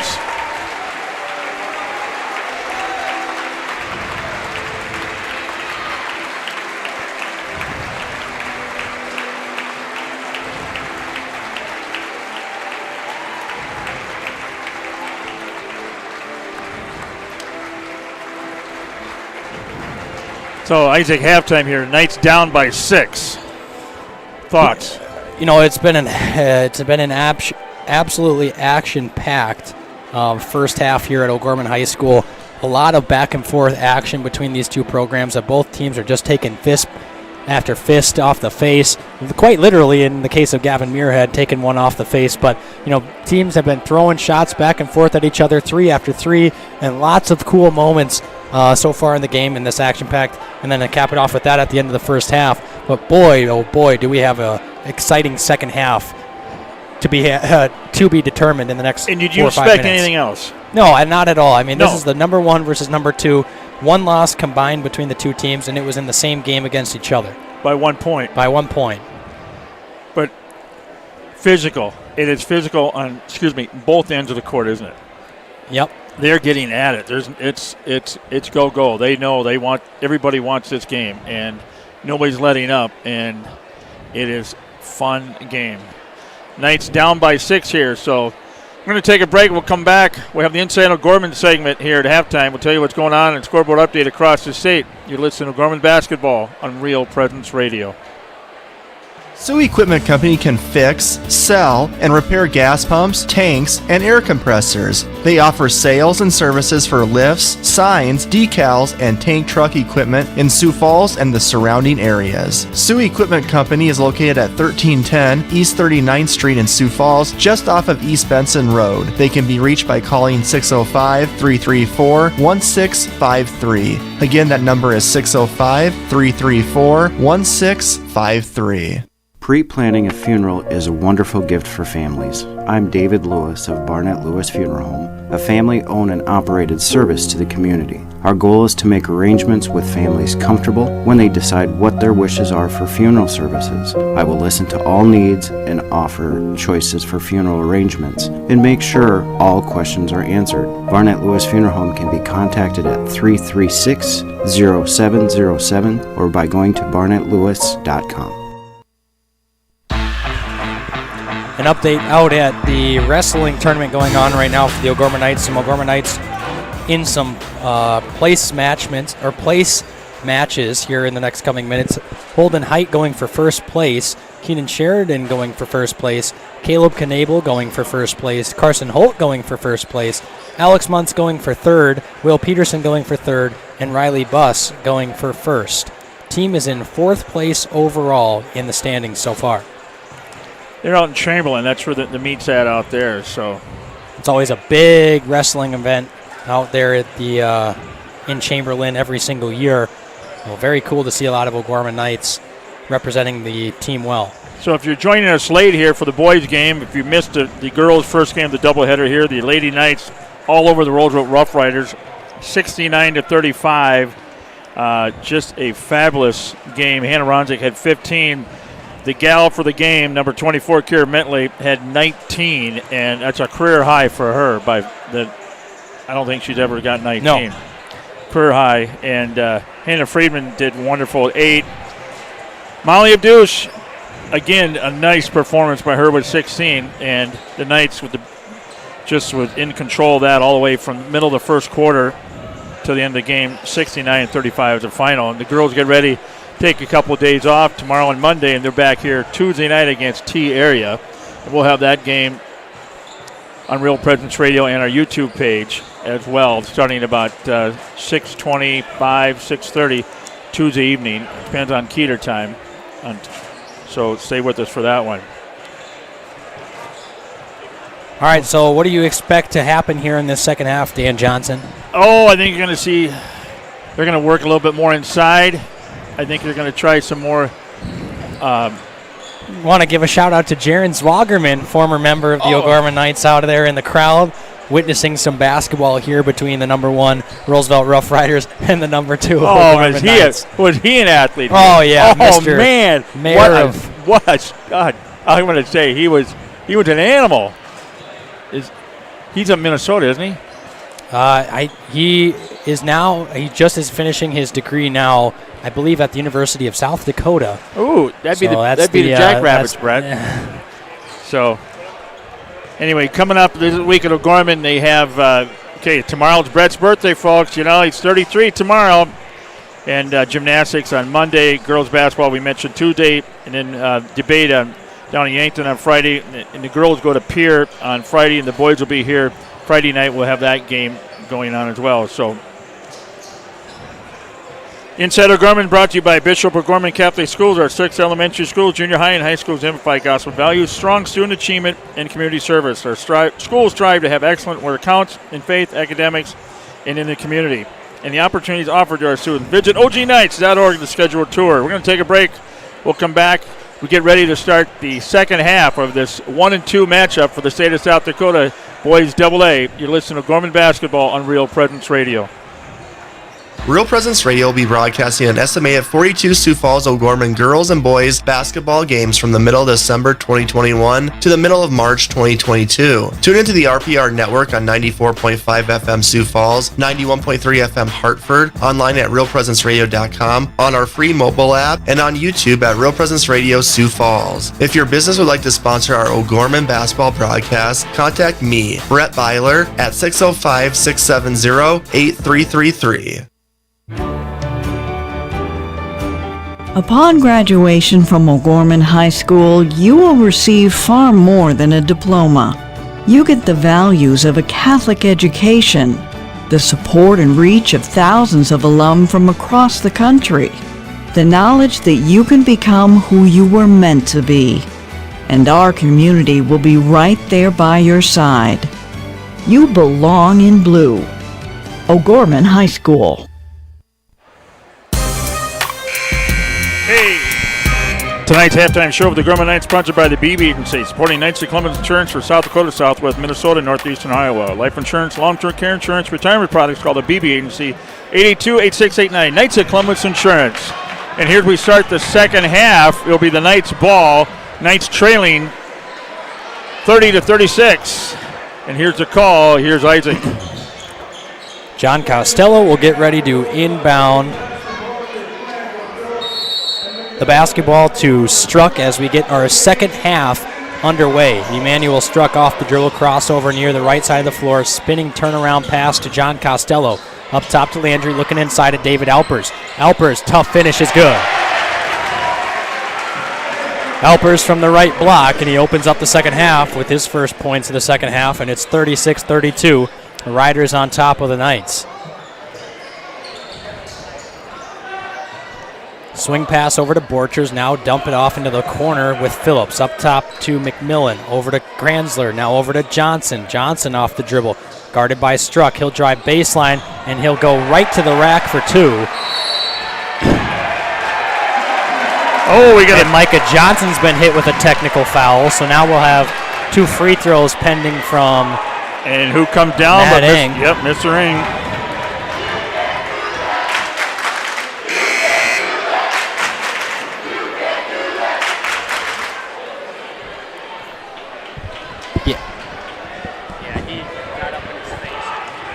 Here's Matt to shoot 2 free throws. First one's good. So Matt Ing drains the first free throw after the technical foul was slapped to Micah Johnson. That was after his. Yep. Some taunting after the whistle was blown. Now we've got a sub into the game. It's going to be Thorilingo Gilo entering the game for Micah Johnson. Emotions.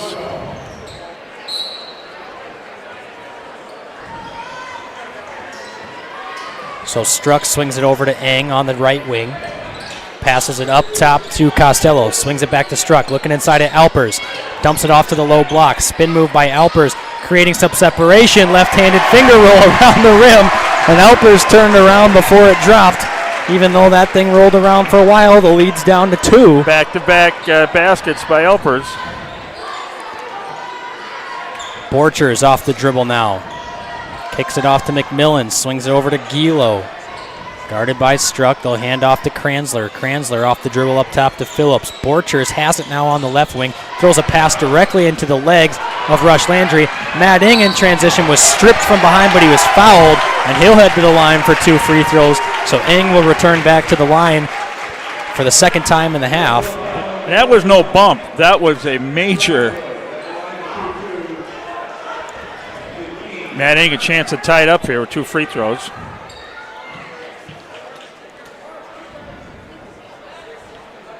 So Eng will step up to the line with 2 here. His first free throw is up and good.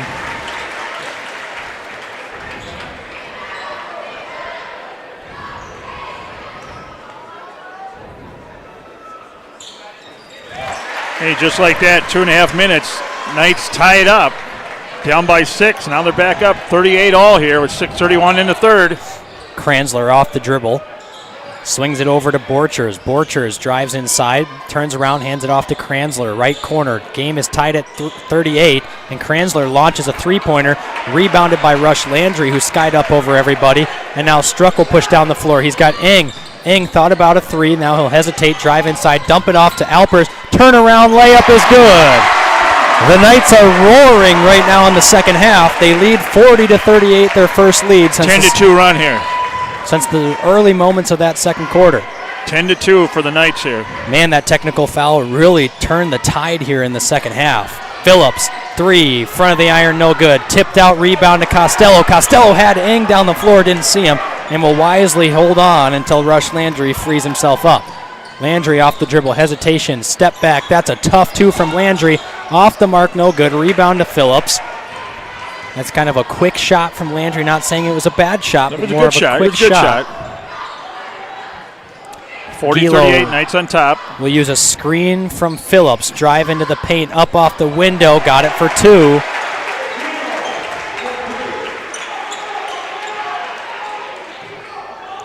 Landry will dribble in transition here. He'll pull it back out over to Ing. Ing guarded by Kranzler. He'll use a screen. No, top pops a deep 3 off the mark, no good. Rebound Costello. He got his shot blocked. That's got to be some sort of contact. No call. Kranzler now in transition. Off the dribble. Kranzler, Euro step. That's a tough finish. No good. Rebound goes to Costello. Wow, he got hit on that shot, Isaac. Eng off the dribble. Nice screen there by John Costello. Flips it back over to Alpers. Alpers surveying his options. He'll drive. A lot of contact. Loses control of it into the hands of Gilo. They're letting him play, aren't they? This is getting a little bit wild and chaotic here at O'Gorman High School. Kranzler, tough finish off the glass. Good for 2. Guys look tired on the floor right now for both teams. Landry dribbling full court. Tries to dump it off. There's going to be a block called on Phillips, who tried to take the charge after the ball was already out of the hands of Landry. And finally, a little bit of pause in the action. Gavin Muirhead will get ready to return for the Knights. Leo. So Struck and Elper is going to take a little bit of a break. Muirhead's eye is half swollen shut. He's a trooper. Into Costello. Costello didn't take the 3. Swings over to Muirhead. To Ing. That's a deep triple from Matt Ing. No good. Rebound tipped around into the hands of Phillips. They're going to call a foul. I think it's going to go to Costello. Muirhead. Oh, goes to Muirhead. First foul of the second half for the Knights. Knights down by 2 here. Halfway through the third. 40-42, Roosevelt. Off the dribble is Johnson. Pass bounced into the hands. A nice play by Muirhead. Gets it into Ing's hands, who then just loses it and slips to the floor. Gilo in transition. Chaotic finish. Can't get it to go, and Muirhead will corral the rebound. Huners, baseball-style pass up top to Ing. Back to Costello. Up off the window. Around and out, no good, and a block is called. And Costello will head to the line for 2. Huners got the ball, whipped it down the court like Patrick Mahomes, and Eng corralled it. Costello the line, Isaac. This game is physical. Costello's free throw rattles in and out, no good. Struck for Landry and Heckenleibel for Eng.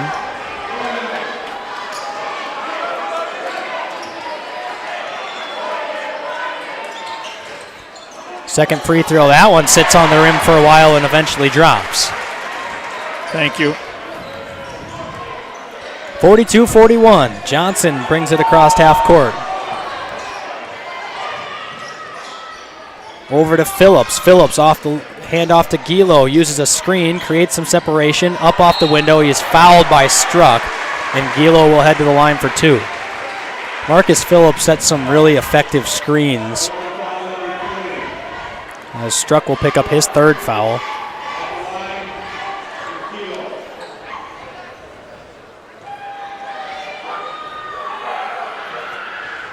Gilo's free throw is good. Ambrose will get ready to check in. He'll come in for Struck. Going to have to do some switching around here because that's going to be a tough matchup for Ambrose on Gilo. Definitely. Back of the rim, no good. Rebound to Costello, and Costello will hand it over to Huners. Knights trail by 2 with the possession. Huners to Muirhead.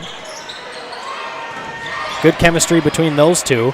Inside to Costello, wrapped around, swatted away by Borchers. Gilo in transition, had a shot blocked away. I'm going to say it's out of bounds and will retain the possession. The Rough Riders will have it. Hey, David's back in. John's out.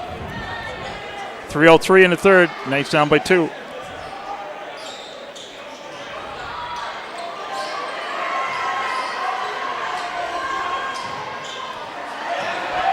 Turnover into the hands of Alpers, and now there's a bunch of bodies hitting the floor. Alpers' knee holds up. Good sportsmanship. Alpers goes over and picks up Gilor. Gilo picks up his 3rd foul. He'll head to the bench, and it'll be Hayden Brown into the game for Gilo.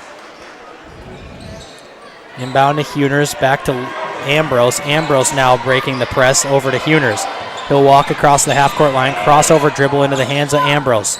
Ambrose up top to Huners, a little back-and-forth game. Now Heckenleibel over to Muirhead in the corner. Muirhead up top to Ambrose. Ambrose can pop a 3 out there.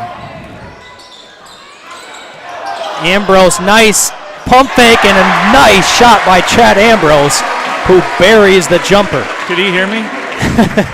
Nice job by Ambrose to use the pump fake, create separation, Ties and knock down Isaac. A crucial jumper here in the 3rd quarter. Brown up top to Borchers. Borchers off the dribble over to Phillips. Hand off to Brown. Hand off to Micah Johnson, whose shot was partially blocked by Muirhead, and then Shaw missed the putback off the hands of Ambrose and out of bounds. Okay, here comes 4 in. So good minutes there by some of the role players in there. So the starting 5's back in now, Isaac. I like the use of Ambrose to come off the bench to run an immediate set for him to create some separation. He got the shot to fall and tied the game. Open 3 from Brown, no good. Struck goes up and skies over everyone for the rebound. Dumps it off to Landry, and Landry will bring it across half court. He'll use a screen from Costello. Step back over to Costello. Rhythm catch and shoot 3, no good. Rebound on the floor. Struck, corrals it, and calls a timeout. Good move. Good move. 30-second timeout. So we're going to take a break. We'll take a quick break. We'll be back after the break on Real Presence Radio Network. Hello, this is Mark Konzemius, president of the Catholic Community Foundation for Eastern South Dakota. Preparing for the end of life can be overwhelming, even scary. Yet as disciples of Christ, we live in great hope and the reality of God's promise that death is not the end, but a new beginning. The end-of-life planning workbook for Catholics is now available. I encourage you to reach out to one of our Catholic Community Foundation offices or ccfesd.org. May God bless each of us on our journey to heaven.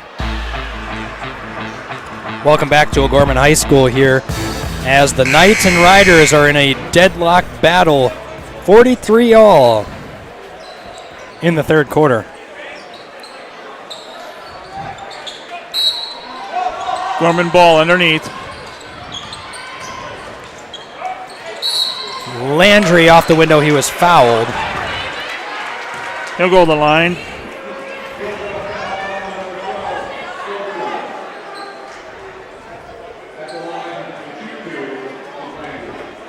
.73% shooter for Rush from the line. First one's good, 44-43. McMillan just came in for Shaw for the Rough Riders.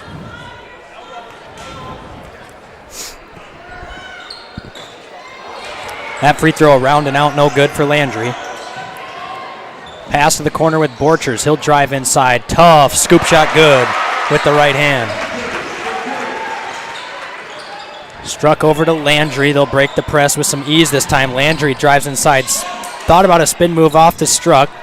Struck drives. That's a tough pull-up, too, by Struck. Front of the iron, no good. Rebound goes to Borchers, and Borchers will bring it across half court. If Landry would have completed the spin, he might have been able to see Alpers down on the opposite block. Instead, the half spin forced a pass over to Struck, who couldn't get the shot to fall. Brown, pull-up two, around and out, no good. Rebound into the hand of Struck. And now Struck picks up his dribble deep from behind his own hoop. And Landry will bring it across half court. Looking inside at Alpers. They get it to him on the block. Alpers doing some work, backing down Phillips. Into the paint, off the window. Couldn't get it to go. Rebound corralled by Struck. Struck's going to have it. They're going to call a jump ball on the floor. It'll go to the Riders.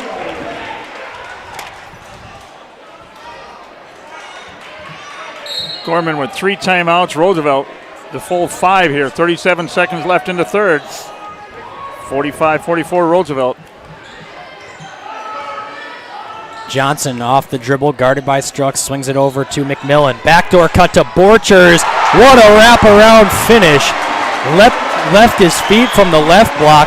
Layup off the right window. Good. Eng, catch and shoot 3 is good. A huge answer from Matt Eng. He's got 18 points, and it's tied up at 47. 6 seconds to go. Johnson off the dribble, got inside. There's a foul called on Struck, and that's his 4th. Ouch, ouch, ouch. 3.7 seconds. Nope, they gave it to Landry. Oh, good. It's his second. Oh, that was a... I think that was a mix-up. That's all right. Phillips drives to the paint, and he gets one off the window and one. 0.7 on the clock in the third quarter, and Phillips will head to the line for +1. You give that one to John. That's John's first. Phillips at the line.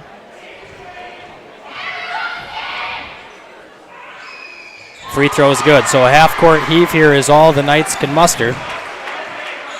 And they won't even take it. At the end of 3 from O'Gorman High School, the Rough Riders lead the O'Gorman Knights 50-47. We've got 8 fantastic minutes of basketball up next. You're listening to Real Presence Radio Network.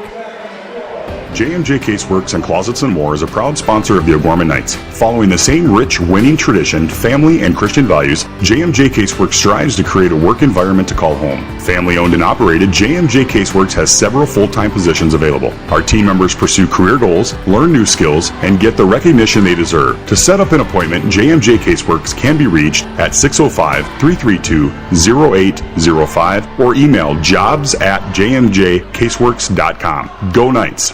At Guarantee Roofing and Sheet Metal, we are guided by one simple principle. We do what we say we're going to do. We believe in ensuring our customers are happy with the work we deliver. Guarantee Roofing and Sheet Metal was established in Sioux Falls in 1981 and has been involved with installing more than 100 million square feet of commercial roofing across the Midwest. We have worked on businesses including schools, universities, hospitals, churches, and factories. For more information, we can be reached at 605-331-5121 or online at guaranteeroofingsd.com. Welcome back to O'Gorman High School, where we've got an absolute barn burner here. So if you're just getting out of Mass right now at 5 o'clock, hope you're listening on your way home. It's 47-50, Roosevelt on top. We start the fourth quarter. Here's Isaac. Matt Ing, fadeaway two from the deep corner is good.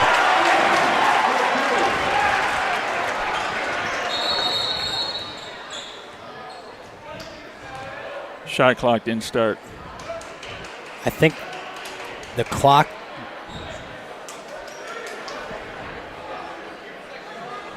They're resetting something down there. There we go, 32 seconds. Yep, they reset the shot clock.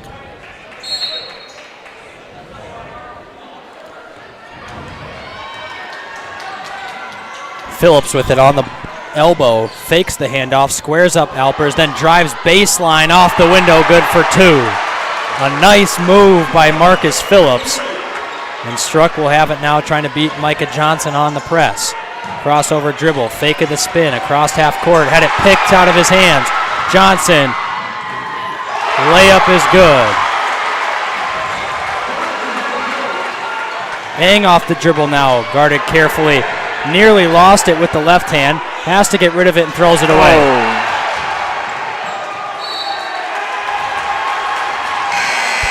And now the press is starting to get to the Knights. 49-54, Roosevelt in the lead here. 7:02 left.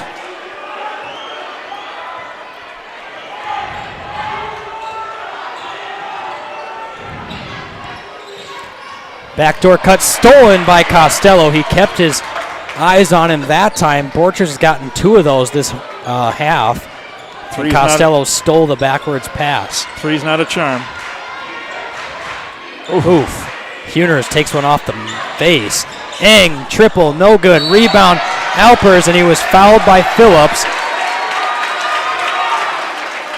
That's the 7th team foul on the Riders, so it'll actually send Alpers to the line for a 1-and-1. Stats provided here courtesy of Ken Lindemann has David Alpers as a 60% free throw shooter on the season.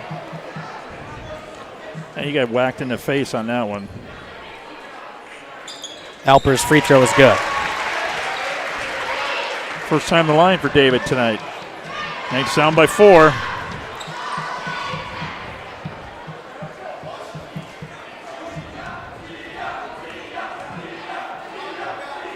Alpers' second free throw rounded in. 54-51. Alpers with 12. Johnson off the dribble, guarded by Huners, gets into the paint, up off the glass, couldn't get it to fall. Rebound to Alpers, grabs it and tosses it over to Huners. Over to Landry, who will walk it across half court. The Knights have done a good job of finding Rush Landry to bring the ball across half court because his matchup, Vance Borchers, is waiting for him at half court rather than picking him up full court. Knights identified that matchup and have been going to him ever since. Landry, tough finish, couldn't get it to go. Rebound to Phillips, he'll push up the floor with Johnson. Dribbles over from the left to the right side, now on the right wing. Up top to Kranzler, top of the key. Under 6 minutes to go here in the fourth quarter. Knights trail by 3 at home in an action-packed, gym-packed game here at O'Gorman High School. Biggest crowd in over 2 years. Huners, nice job of guarding Johnson after that pump fake. They get it into the hands of Phillips. 10 seconds. Phillips, tough drive, tough finish, no good. Rebound over the hands of everybody, and the Riders get a shot again. Second chance possessions here could be crucial down the stretch if the Riders can convert here. They'll run the clock. Kranzler over to Phillips, thought about a three, he'll drive inside, kicks it out to Borchers, standstill three is good. Vance Borchers hits a big time three, he's got 14. And a foul is now called on Borchers, who got a little bit too greedy, and that'll actually send Landry to the line for a 1-and-1.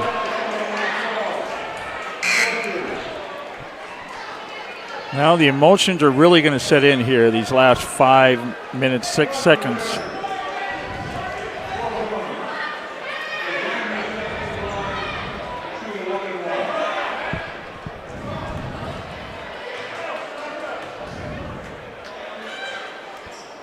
Free throw from Landry is no good off the back of the iron.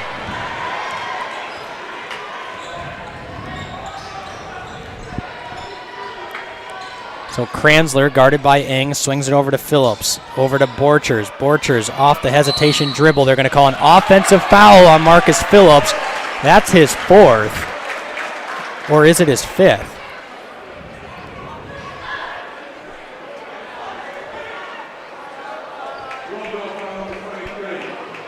Oh, it's his third. They've got it wrong on the stat board.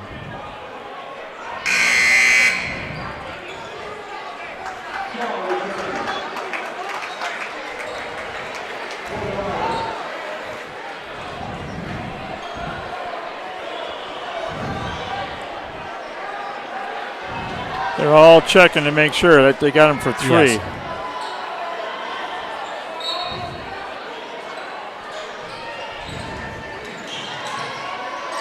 Huners passes deflected by Borchers, and they're going to get another steal and a foul on Huners now. Press starting to get to the Knights here in the late fourth quarter.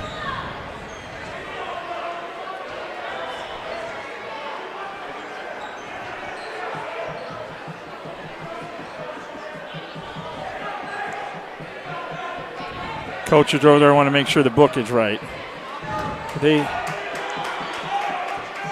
We're gonna have official timeout here. Oh man! Because they're saying he had four, but they're yeah. Our official scorekeeper down on the floor has, I believe, 4 fouls to. Yep. 4 on. Well, I think your Gorman bench is saying that's 5, but the board's got him now for 4.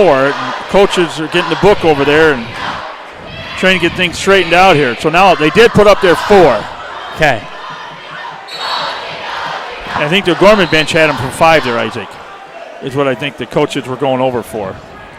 So that's a free timeout here for both teams. Knights down by 6 here, 4:47 left in regulation here from O'Gorman.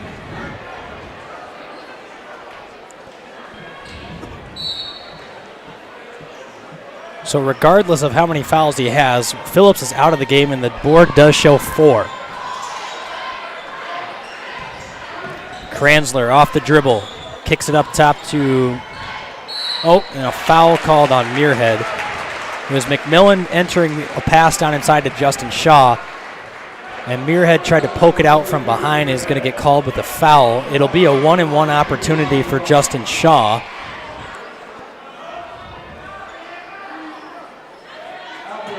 Shaw's a 67% free throw shooter on the season.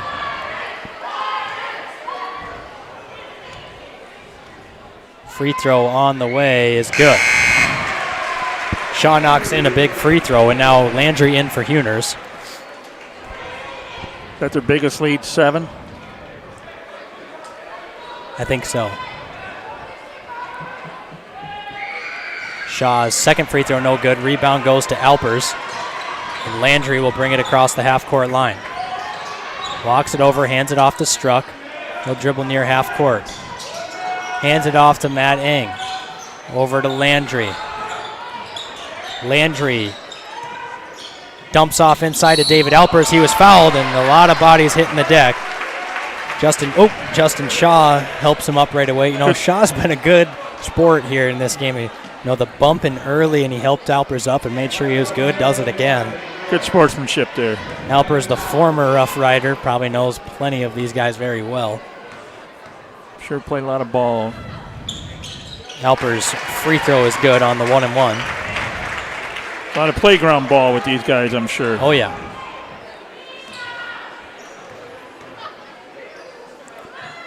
Alpers' second free throw, back of the iron, too strong, no good. Rebound goes to the Riders.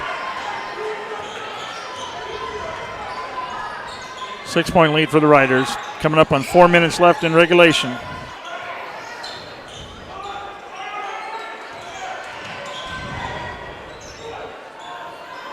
Dump off inside to Justin Shaw. Backs down Alpers off the glass. Good for 2. What a finish by Shaw. Over to Landry. Walking across the half-court line. In and out dribble. Down by 8. The Knights have their largest deficit here of the second half. Eng with it, guarded by Kranzler. A lot of body checking going on.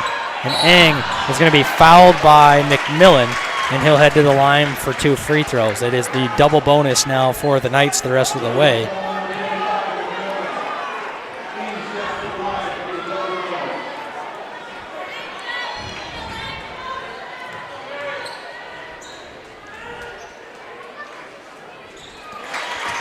Eng's free throw is good. Here's a guy you want on the line for the Knights. That's the one you want at the charity stripe.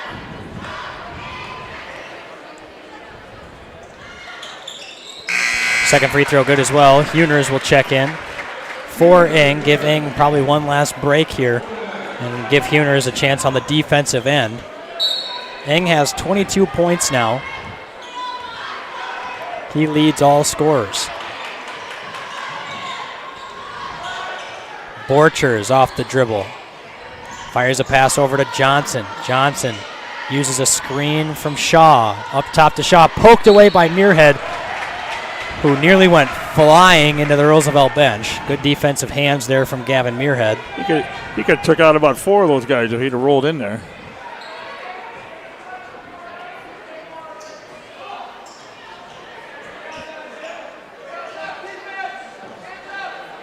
Get a lot of sweat up on the ball over there and water.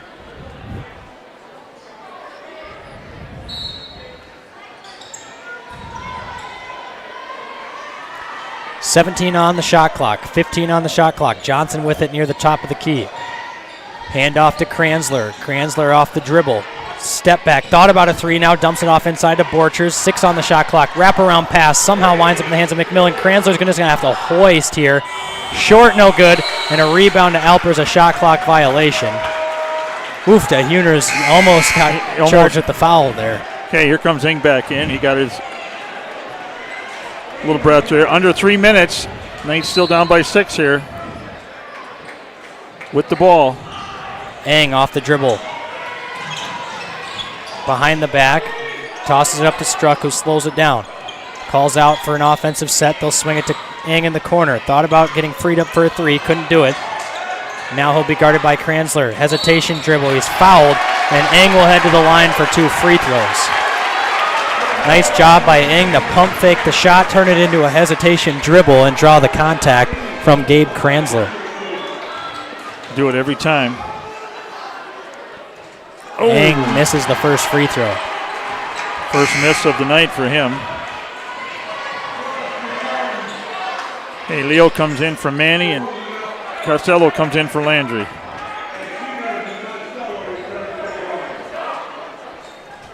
Marcus Phillips back in for the Rough Riders. Eng's second free throw rattles in, so it's down to a 5-point lead, 2:40 to go here. Eng has 23, he leads the way. Johnson, guarded by Huners, step back near the 3-point line, has to give it off to Borchers. Borchers with it now off the dribble, thought about a 3, now kicks it over. Gavin Muirhead with a nice attempt at a save. In fact, that was such a nice attempt at a save that it actually rolled forward to where the only person that would have been able to get it was Leo Huners with a clear path to the basket, but Muirhead stepped out of bounds as he was diving to the floor. Borchers leaves one off for Kranzler. 15 on the shot clock. Muirhead guarding McMillan closely. Kranzler thought about the three. Now he'll drive inside. Nearly lost it. Just throws it away to a cutting Micah Johnson. And that's a turnover. Knights get a huge stop on the defensive end here. 2:12 left in the fourth. A 5-point lead for the Riders. Two-possession game. Two-possession game. Plenty of time on the clock. 2 minutes is an eternity, but you got to make sure you're taking advantage of all of the opportunities you get on offense, because you can't guarantee a stop on the defensive end. 3 timeouts for Gorman, 5 for Rough Riders. I'm sure they're going to get used, and there it is right now. Roby calls his third timeout of the game, and that'll be a full timeout here. So 2:04 left in regulation. Knights down by 5, 60-55. You're listening to Gorman Basketball on Real Presence Radio. Real Presence Radio will be broadcasting an estimated 42 Sioux Falls O'Gorman girls and boys basketball games from the middle of December 2021 to the middle of March 2022. Tune into the RPR network on 94.5 FM Sioux Falls, 91.3 FM Hartford, online at realpresenceradio.com, on our free mobile app, and on YouTube at Real Presence Radio Sioux Falls. If your business would like to sponsor our O'Gorman basketball broadcast, contact me, Brett Byler, at 605-670-8333.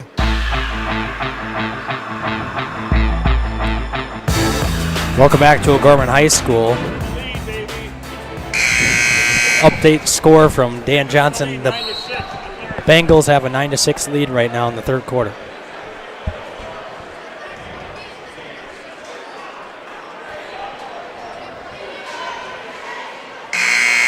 Well, we're back here to Gorman. 2:04 left in regulation. 60-55. Rough Riders on top. So Costello will inbound O'Gorman with the possession offensively. They'll hand it in to Leo Huners. Huners off the dribble. Guarded by Johnson. Nearly lost his dribble. Now turns over. It's a lob play for Gavin Muirhead. It almost went in. Nice try, though. That looked good. Place would have erupted. Oh, my goodness. Can you imagine if that went down? Yep.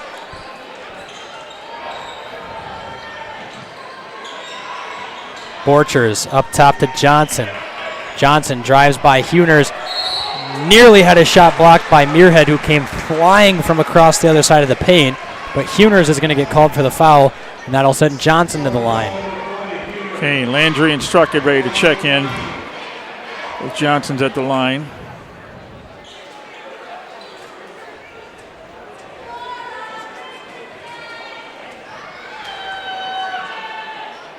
That one no good from Johnson.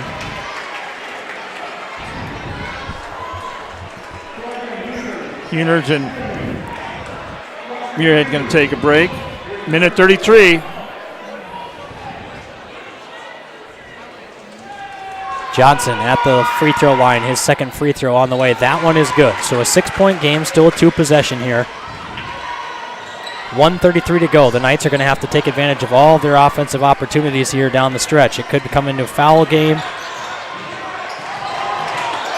Landry turns around. Costello struck wide open for three.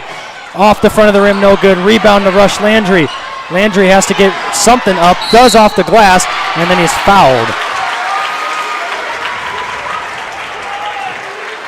Man, that play sort of erupted if Struck was able to hit that. Caught it with his back to the basket, didn't know he was open. Shot the three off the front of the rim, then Landry goes up and grabs a great board and then gets fouled and has a chance to cut the lead. It's McMillan's fourth. So Landry knocks down the first of two.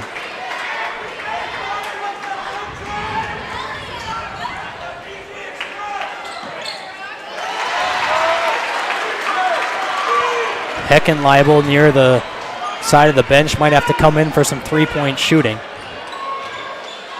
57-61, coming up on a minute left. Knights have to get a stop here and try to get any deflection of any sort that they can. Johnson off the dribble, brings it out, thought about a three, now crossover, step back two, long, and an offensive board to Borchers. Now you got to go up and get the ball. They're going to work that clock. Yep. Move it around, run that clock down. Landry, is going to get called with a foul there on the reach. I don't mind that foul from Rush Landry. That's a good effort on trying to poke that ball away, and instead it will just send Kranzler to the line for a 1-and-1 and still keep time on the clock. Okay, Manny comes out, Heckenleibel's in. So he had a couple 3-point threats in there.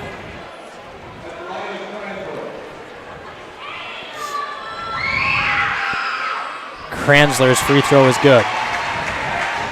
5-point lead for Roosevelt.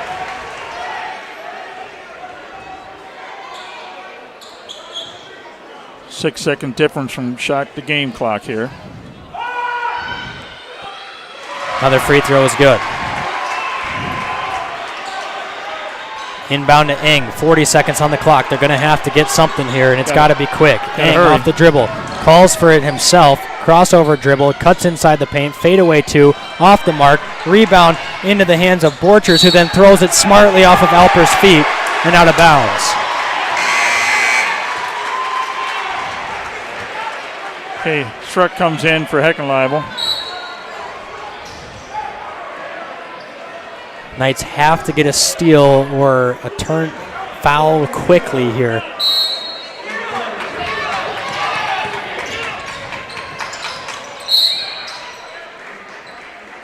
Foul will be charged to Struck. That'll be his 4th.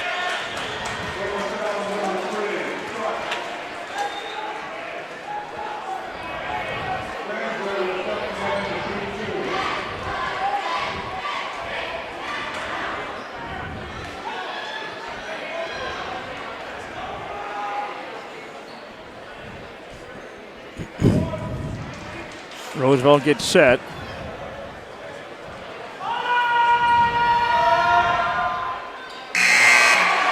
They've made their free throws down the stretch, haven't they, Isaac? Yes, they have. Heckenleibel's back in for Manny.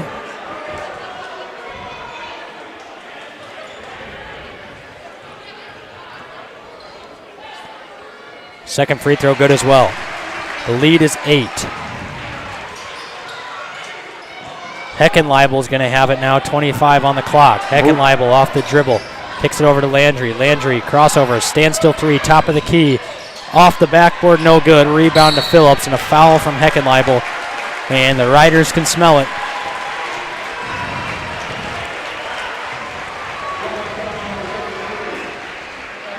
These 2 free throws can make it a 10-point game.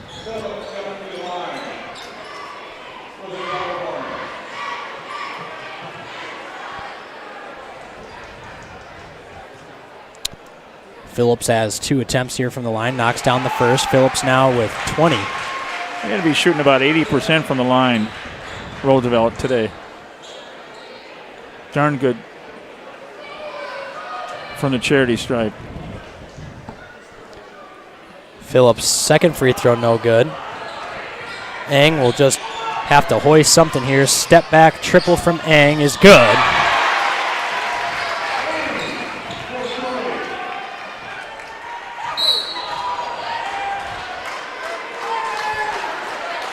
Two seconds left here in the ball game, so all Roosevelt has to do is inbound the basketball to keep their undefeated season alive.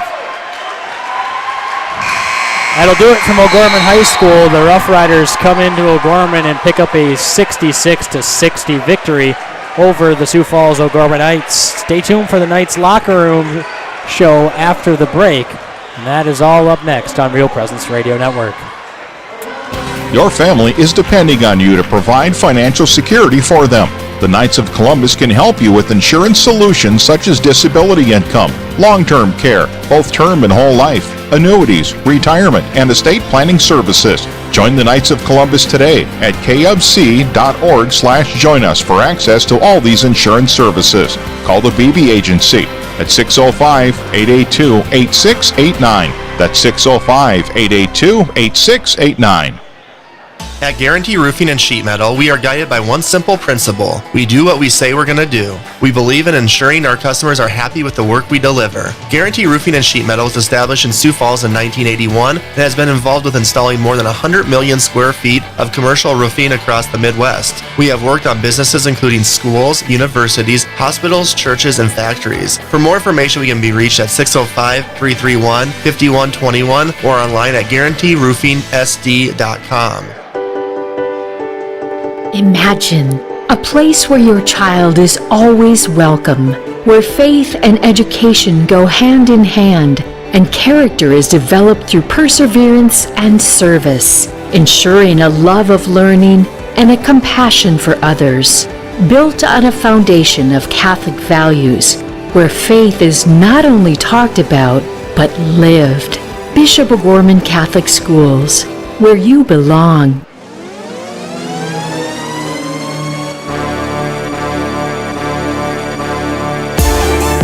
From the Real Presence Radio Network, welcome to the O'Gorman Knights Locker Room Show. Now, back to the gym.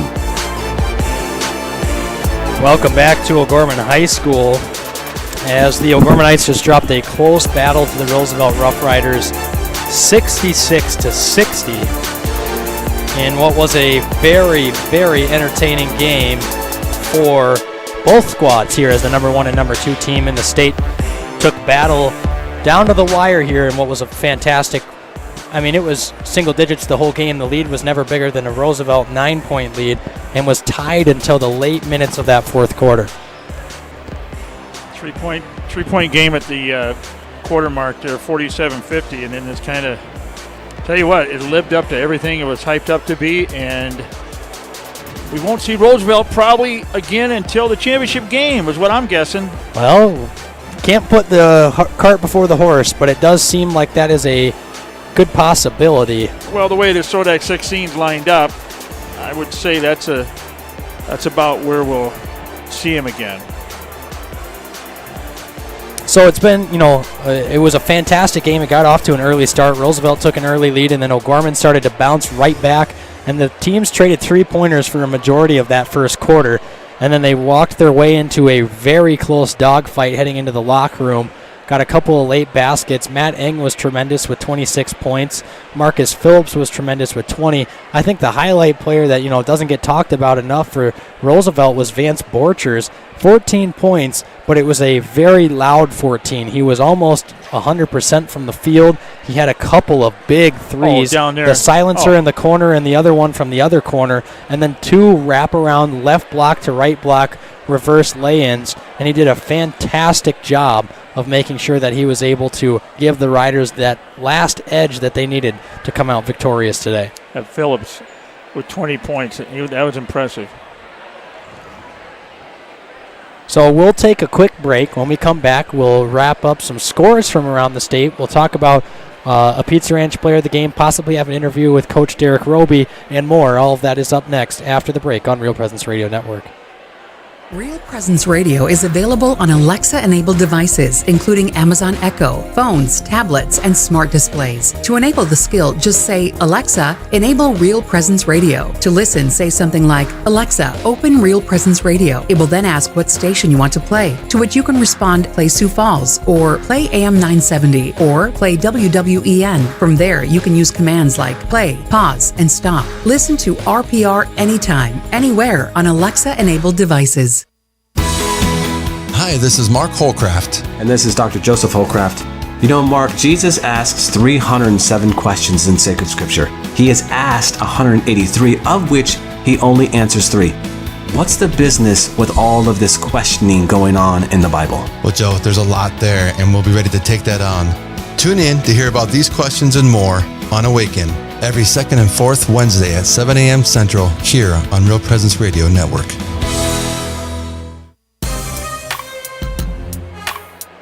Welcome back to O'Gorman High School as we get ready to recap some of the other games from around the state here.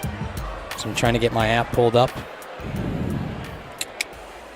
Did you notice that it was hard to get any sort of connection for some parts of that game there was probably a couple thousand, I don't know how much this gym holds anymore. I couldn't tell you off the top of my head, but both sides were filled to the complete brim. A lot of Roosevelt over here sitting where the band was. Yeah, where the band, imagine if the band was here, that would have been an even more ruckus environment. All right, here we go. AA boys action.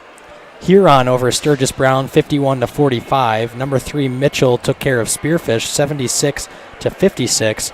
Watertown on top of Rapid City Central, 59-43.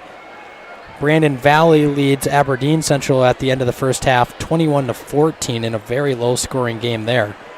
In AA girls action, Rapid City Central over Watertown 43-24. That one was at the Watertown Civic Center.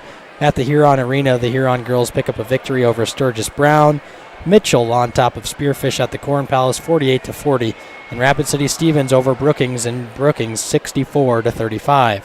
Aberdeen Central and Brandon Valley are playing right now. That game in Aberdeen, Brandon Valley leads 25-7 with 3 minutes to go in the second quarter. That was our scoreboard update and some scores from around the state. Now we'll get ready to see if Coach Roby comes back, and if not, we'll move on to our Pizza Ranch player of the game. So we'll take a quick break as Coach Roby is now joining us here, so we'll keep it right here as Coach Roby is back.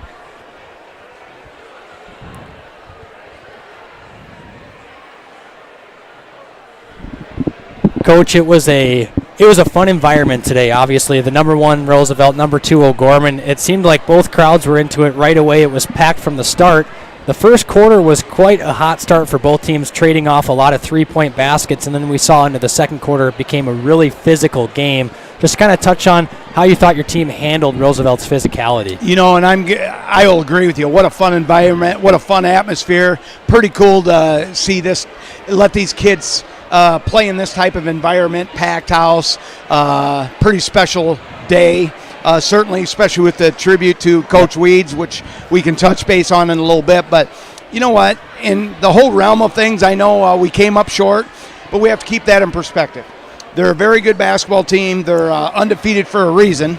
You know, I told our guys, I said, here's the deal, guys. We got beat, and you know, I don't think we played real good, to be quite honest. We didn't shoot the ball particularly well. You know, I thought our guys, you know, they battled. We just didn't play great. And, you know, you lose by 6 points, didn't play great, you know. Maybe someday down the road, hopefully in March, we get another shot at them. But for right now, we just have to go from there and just keep building. Absolutely. I thought that you guys did, you know, like you had said, it was a little bit of a struggle at times to score. You guys came out of the third quarter, like we had talked about last night, the first 3 minutes of a quarter being huge, especially after the break. And you guys came out and controlled that third quarter right away. Then we got a little bit sloppy at times on the offensive end, and Roosevelt made us pay with some turnovers and transition points. What do you expect you guys to, you know, after dropping a game like this, focus up on and regroup heading into this second half of the season? Well, here's the deal. We definitely have to clean up our offensive movement. You know, we're just doing too much dribbling. We're, you know, putting down our head. We're just dribbling, looking at the ball, and that's going because, again, we're trying to experiment with who's going to bring up the ball. But right now, our offensive flow, you know, there's times we're just not very good.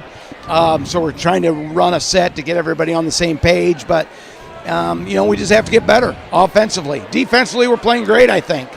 We're rebounding, we're competing. You know, there's a lapse there right before halftime where, you know, they call it horns, a double screen high at the top of the key, and we got mismatched. Yep. That's on me. You know, I was trying to tell our guys not to switch on that. We were switching out of it. Madding's getting buried by, you know, Phillips or whoever. And I think they got like 3 quick baskets like that. And, you know, looking back, that just kind of kills you, that momentum. But, again, proud of our guys. You know, they battled. Here's the nice thing. You know, what are we? We are 10-2. That means we got 8 games, 5 of which are in this building. Okay, so we need to take advantage of our home court a little bit. You know, continue to battle and build up some momentum for postseason. Absolutely. And then we had mentioned earlier just the tribute video to Coach Tim Weidenbach. Just kind of talk about what he's meant to the O'Gorman program. Well, that was really cool. You know, I came in here today. I knew about it a little bit, and I came in today and I saw the clip, and I saw what the projection, okay, that they're projecting up there. It was incredible. And I knew it was going to be really emotional. We brought our guys out here to kind of help celebrate Coach Weeds and what he means to us. And that kind of took us, I was a little nervous because we didn't go in right away at halftime. Yep. So we had to kind of regroup a little bit. It puts you in a different, I guess, format. But congratulations to Coach Weidenbach. I think that's pretty cool that Dakota Bank did this. And you know, like you saw, it meant a lot to him. in higher power sports. He just does so many things. And the people that don't know the story, you know, Coach Weidenbach was on our staff for the last, since 2017. And, you know, he's driving back and forth from Parkston every day. And he does it. He volunteers and does it. Yep. But he just loves being around the guys. He, you know, he's such an inspiration to them because of that. And his message is always positive and support. So I was just thrilled to death for him, happy for his family. Absolutely. Well, thank you, Coach Roby, for your time as always, and we'll talk to you again as we regroup to head into the last final stretch of games like you talked about. 5 home games. Looking forward to it. Thanks much, guys. Head coach Derek Roby of the O'Gorman Knights after O'Gorman drops a tough game to number 1 Roosevelt 66-60. We'll come back after the break with our Pizza Ranch player of the game and final thoughts as we send you off into your weekend of playoff football. Real Presence Radio is available on Google Assistant devices, including Google Home, phones, tablets, and smart displays. To start this action, say something like, "Okay, Google, talk to Real Presence Radio." It will then ask what station you want to play, to which you can respond, "Play Sioux Falls," or "Play AM 970," or "Play WWEN." From there, you can use words like play, pause, and stop. Listen to RPR anytime, anywhere on Google Assistant devices. Early in his time as the new bishop of the Diocese of Sioux Falls, Bishop Donald DeGrood sensed in prayer the vision that the Lord has for the diocese in our time: lifelong Catholic missionary discipleship through God's love. That is, for each and every Catholic in eastern South Dakota to receive God's love, to be in personal relationship with Jesus Christ, and to share that love with others. Find out more at sfcatholic.org/vision and discover the exciting and beautiful part you have to play in God's plan. Welcome back to O'Gorman High School as we now get to our Pizza Ranch player of the game for both the girls and the boys. We'll start with the girls game earlier this afternoon. Kira Mentley will be our player of the game. She finished with 19 points and was effective as can be down low inside the paint, and also was able to stretch it out a little bit and control the rebounding game. So Kira Mentley, our girls player of the game. And in our boys game this evening, Matt Ing, 26 points to lead the way. How many threes did Matt Ing have? 5. 5 3-pointers for Matt Ing tonight in a close defeat to the Roosevelt Rough Riders. So nice game from Matt Ing as well. So those are our Pizza Ranch player of the games. I'm going to pull Brett and pat myself on the back because that's what Brett usually does when he picks that. So tonight's Sioux Falls O'Gorman Knights players of the game are brought to you by Pizza Ranch and Fun Zone Arcade on 41st Street here in Sioux Falls. Pizza Ranch at the Daily Buffet and Fun Zone for the little tykes to play in. Pizza Ranch can be reached by calling 271-8646. And we thank Pizza Ranch for sponsoring the O'Gorman Knights player of the game. So final thoughts, Dan. It lived up to everything we thought it was. Number 1, number 2. There's some mistakes there Coach talked about. They'll work on that. And the boys are back here next Friday. They get a nice week of practice. They got Pierre coming to town. And Pierre is a pretty decent team. Yep, and absolutely. They're ranked number 4, so they're up there. And so it's not a cakewalk. They got some huge games coming up here, the next 8-9 games here before the Sodak 16 on the 5th of March. But I tell you what, they'll work on it. They'll be fine. Their offense struggled a little bit, but they'll be good. Yeah, absolutely. I think that, Brett, do you have anything to add? No, we're good. Okay. I think that, it was a game that lived up to the hype, like you said, and I think O'Gorman, like Coach Roby had said, didn't really play that well. But didn't play poorly. I think it was just kind of one of those games where they had to earn every single basket they could find, and it was difficult for them to get anything going. Other than Matt Ing in that second half, we didn't have a whole lot of spark other than that early third quarter. So I think that, putting together a complete game will be something more to look into for the Knights the rest of the season. But, they start to slow down a little bit in games played. Roosevelt is 3 games behind O'Gorman right now. They only have played 9. O'Gorman has played 12. You'll see O'Gorman's schedule start to ease up a little bit.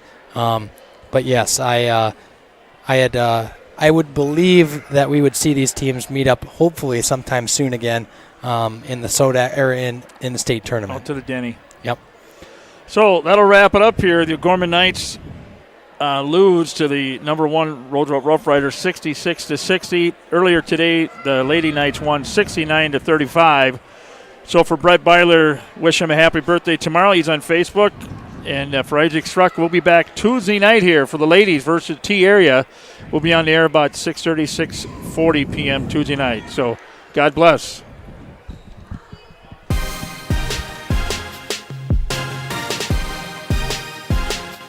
From the Real Presence Radio Network, O'Gorman Knights Basketball has been brought to you in part by Catholic Family Services, Catholic Community Foundation of Eastern South Dakota, Jardine Construction, Barnett Vision Clinic, Bishop O'Gorman Catholic Schools, Sioux Equipment Company, Closets and More and JMJ Caseworks, the BB Agency Knights of Columbus Insurance, Pizza Ranch and Fun Zone Arcade on 41st Street, Guarantee Roofing and Sheet Metal, and Barnett Lewis Funeral Home.